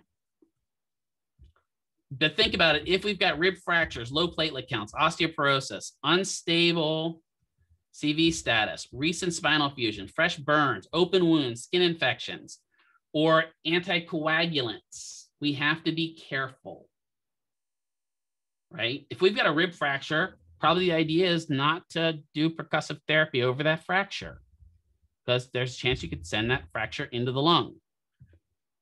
So just be aware of all that. If the patient, we can't do percussion because they've got a rib fracture, we can do vibration. And there is some studies that show it does help with clearance of the lungs. Vibration consists of the chest compression with manual vibration produced by the PTA tensing all their muscles and a co-contraction. Usually it's performed during an exhalation for 6 to 8 breaths. Shaking, similar to vibration, except it's congenital thrust. I don't do shaking. I don't think it works. They can also use this a cappella device, which forces kind of that air out of their lungs and really does help them kind of clear it. Coughing, there are various coughing techniques. You guys talked about the huffing versus the coughing, right, with Dr. Reskin. I'm here to tell you typically what I've seen with, and again, anecdotally for me, huffing is to clear the upper bronchioles, coughing is to clear the lower portions of the lungs. But it doesn't matter if your patient can't cough, huffing's just as good at that point. Anything's better than nothing. Assisted coughing. These are the fun ones. There is a Heimlich type or abdominal thrust type coughing where you're going to have the patient either in supine or sideline placed in the heel of your palm, right? Inferior to the xiphoid process. The patient takes a deep breath in, holds it, and then as they exhale out, they're going to try to cough. You're going to push up and in to that diaphragm and try to trigger a cough reflex. Rocking in quadruped. Patient rocks forward and back while looking up and taking a deep breath, and then coughs while the flexed head's down. That's another way of doing it. I've also seen people using the gag reflex to cause the patient to cough. There are different ways to do it. Positions that relieve dyspnea usually use support for the upper extremities are recommended to increase the mechanical efficiency of the accessory muscles. Leaning forward, though, whenever we lean forward, increases intra-abdominal pressure, pushes the diaphragm up into the thorax for a more optimal position for contraction. So if we've got somebody that's got shortness of breath after we do percussive therapy, or we're just working with them in the lungs, or maybe some aerobic therapy, I'm coughing. That's why I said it triggered coughs in me, just thinking about it. Those positions, specifically those tripod positions where the patient's kind of leaning over, helps them with breathing. Now, why do you see people standing like this when they're trying to get their breath back? You ever see runners like this? Right? They think this is a good idea, then this is better than this, right? It does open the chest up, but the problem is if I'm back here like this, what's that doing to my diaphragm? Yeah, it's tight, it's stretching it out, right? So I can't. Busted that myth for coaches, right? Yeah. I can't tell you how many times I've seen people back like this. This is the best way to recover. There's a reason why this is called the recovery position. Because in this area, the diaphragm has maximum ability to contract, and you can actually breathe a little better. Now, the problem with that is if you get your shoulders rolled way forward, you can end up with further problems breathing, right? So you have to be thinking about everything while you're working with it. A lot of times patients with COPD, this position here can be really good for them. I almost call it the praying position to help give them a little bit of space to breathe better. We already talked about all this stuff already in the other parts of it. Breathing patterns. How are they breathing? Are they inhaling through the nose, the mouth? Or are they having ease of respiration? What's their posture look like? Are they a chest breather or a neck breather? What's their thorax look like? Does one side expand and the other side doesn't? Nail beds can tell you a lot about a patient. If their nail beds are blue, if they're not getting a lot of oxygen, if you look and they've got digital clubbing, which means the fingertips are kind of flattened off, that tells you they've got problems with their lungs. And then you can feel for a mediastinal shift where we've got the trachea has shifted to one side or the other when it shouldn't have, right? If you put your fingers around your throat and take a deep breath in for me. You should feel your trachea stay fairly centered. Did everyone feel that? I don't care if you did or not, just say yes, please. Thank you. Thank you for saying yes. Good. People with a shift, when they take that breath in, that throat usually shifts a little bit. Palpation for fremitus. This is a funny thing that you do need to know for your boards. Fremitus tells us how much or how well the lungs are functioning based upon their vibration intensity. For you, you're going to take both your hands and you're going to lay them on the patient's back. Typically, I say putting them right below their shoulder blades so you can feel their lungs really good. And you're going to have the patient say 99 over and over and very loudly, 99, 99, 99. Why do we pick 99? Because it's a good vibration intensity and it gives us one word to use or one phrase to use. And then you're going to kind of move around their lungs and feel the vibration as they're saying it. It's really wild when you have somebody. If we had a few cohorts ago, we had somebody that was a heavy smoker and we had them do this, and you could literally not feel the vibration in their right lung, but clearly feel the vibration in their left lung as they said this. And that tells us that that right lung's not as effective, right? So it helps us determine the effectiveness of the lungs from literally moving air, or if there's fluid in the space. We talked about oscillation, right? So listening while they're breathing.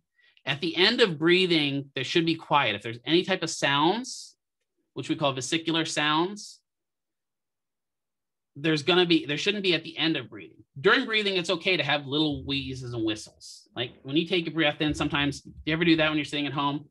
You're like sitting there, what is that noise? And you realize it's your nose. You're like, oh God. You're like walking around the house trying to figure out what's whistling, and then you realize it's you. I've done that a couple times, right? Abnormal breath sounds heard in locations that normal sounds are present. So you may hear things like, you may hear gurgling when they're breathing in their lungs. That's not normal. Gurgling means fluid in the lungs. That means pneumonia.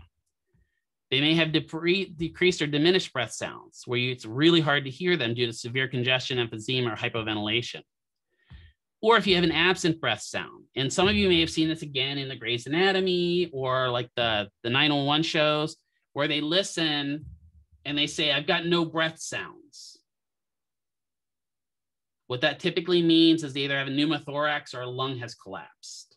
And again, that's when they like, does somebody have a knife and a pen?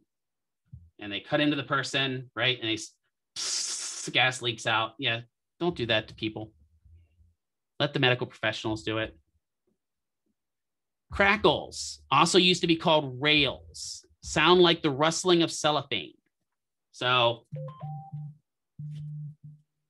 that type of a sound. If you hear that in the lungs, they've got crackles. We now call them crackles. They used to be called rails. I don't know why we changed that other than the fact that rails was just a weird word.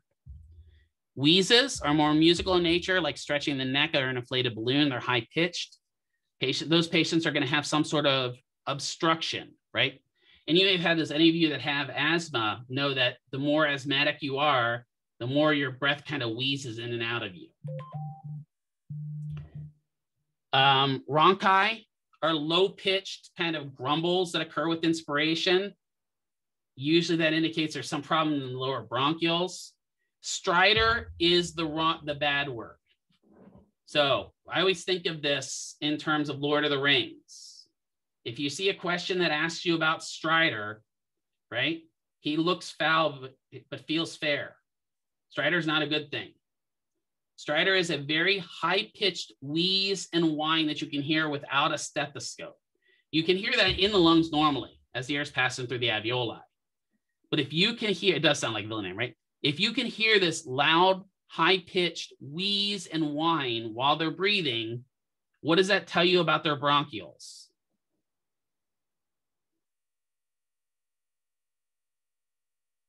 So if it literally sounds like they're breathing through a whistle, they're collapsed. Yeah, that's a medical emergency. They need to get help, right? That means that those vessels are so closed off at that point, they're getting ready to shut off. So these are those adventitious or abnormal breath sounds. Oh, here's this thing. Does anyone hate me yet? So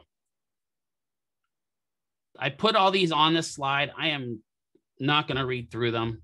You guys have covered those in anatomy. This is what I want to hit. I think I put this one on here. Did I put the other one? I didn't put the other one on here. You need to know this chart. I don't know how else to say it. We're going to stop with this chart actually today. So, we can pick it up on Monday. You need to know this chart. I wish I had an easy way to tell you how to remember this chart. I don't. There isn't. Like I've tried to come up with acronyms. There is not an easy way. So when I look at this chart, some of the stuff makes sense. Total lung capacity. What would total lung capacity be? All the air in the lungs. That makes sense. Tidal volume is that space that happens in like between breathing in and breathing out. That's kind of my thought process with tidal volume. It's kind of the tide, right? Inspiratory capacity versus inspiratory reserve volume. Inspiratory capacity is how much can you breathe in. Inspiratory reserve capacity is how much can you breathe in after you take a normal breath. So we all breathe normally. I'm sitting here breathing normally now. But at the same time, I've taken a breath, I can still suck more air into my lungs. So if inspiratory capacity is the total amount I can breathe in, inspiratory reserve capacity is how much I can kind of move, right? Expiratory is the opposite. How much can I breathe out, or how much I normally breathe out, and then how much extra I can breathe out. The residual volume is the one we worry about with COPD, because that's kind of the dead air in the lungs. And if you look, usually this residual volume is about 1,500 milliliters. But as we get COPD, that goes up and up and up. And as that increases, that means all these other stuff decrease. So if you get a question on COPD and it's asking you, which of the following parts of the lung, capacities of the lung are most affected by COPD, the most affected is residual volume.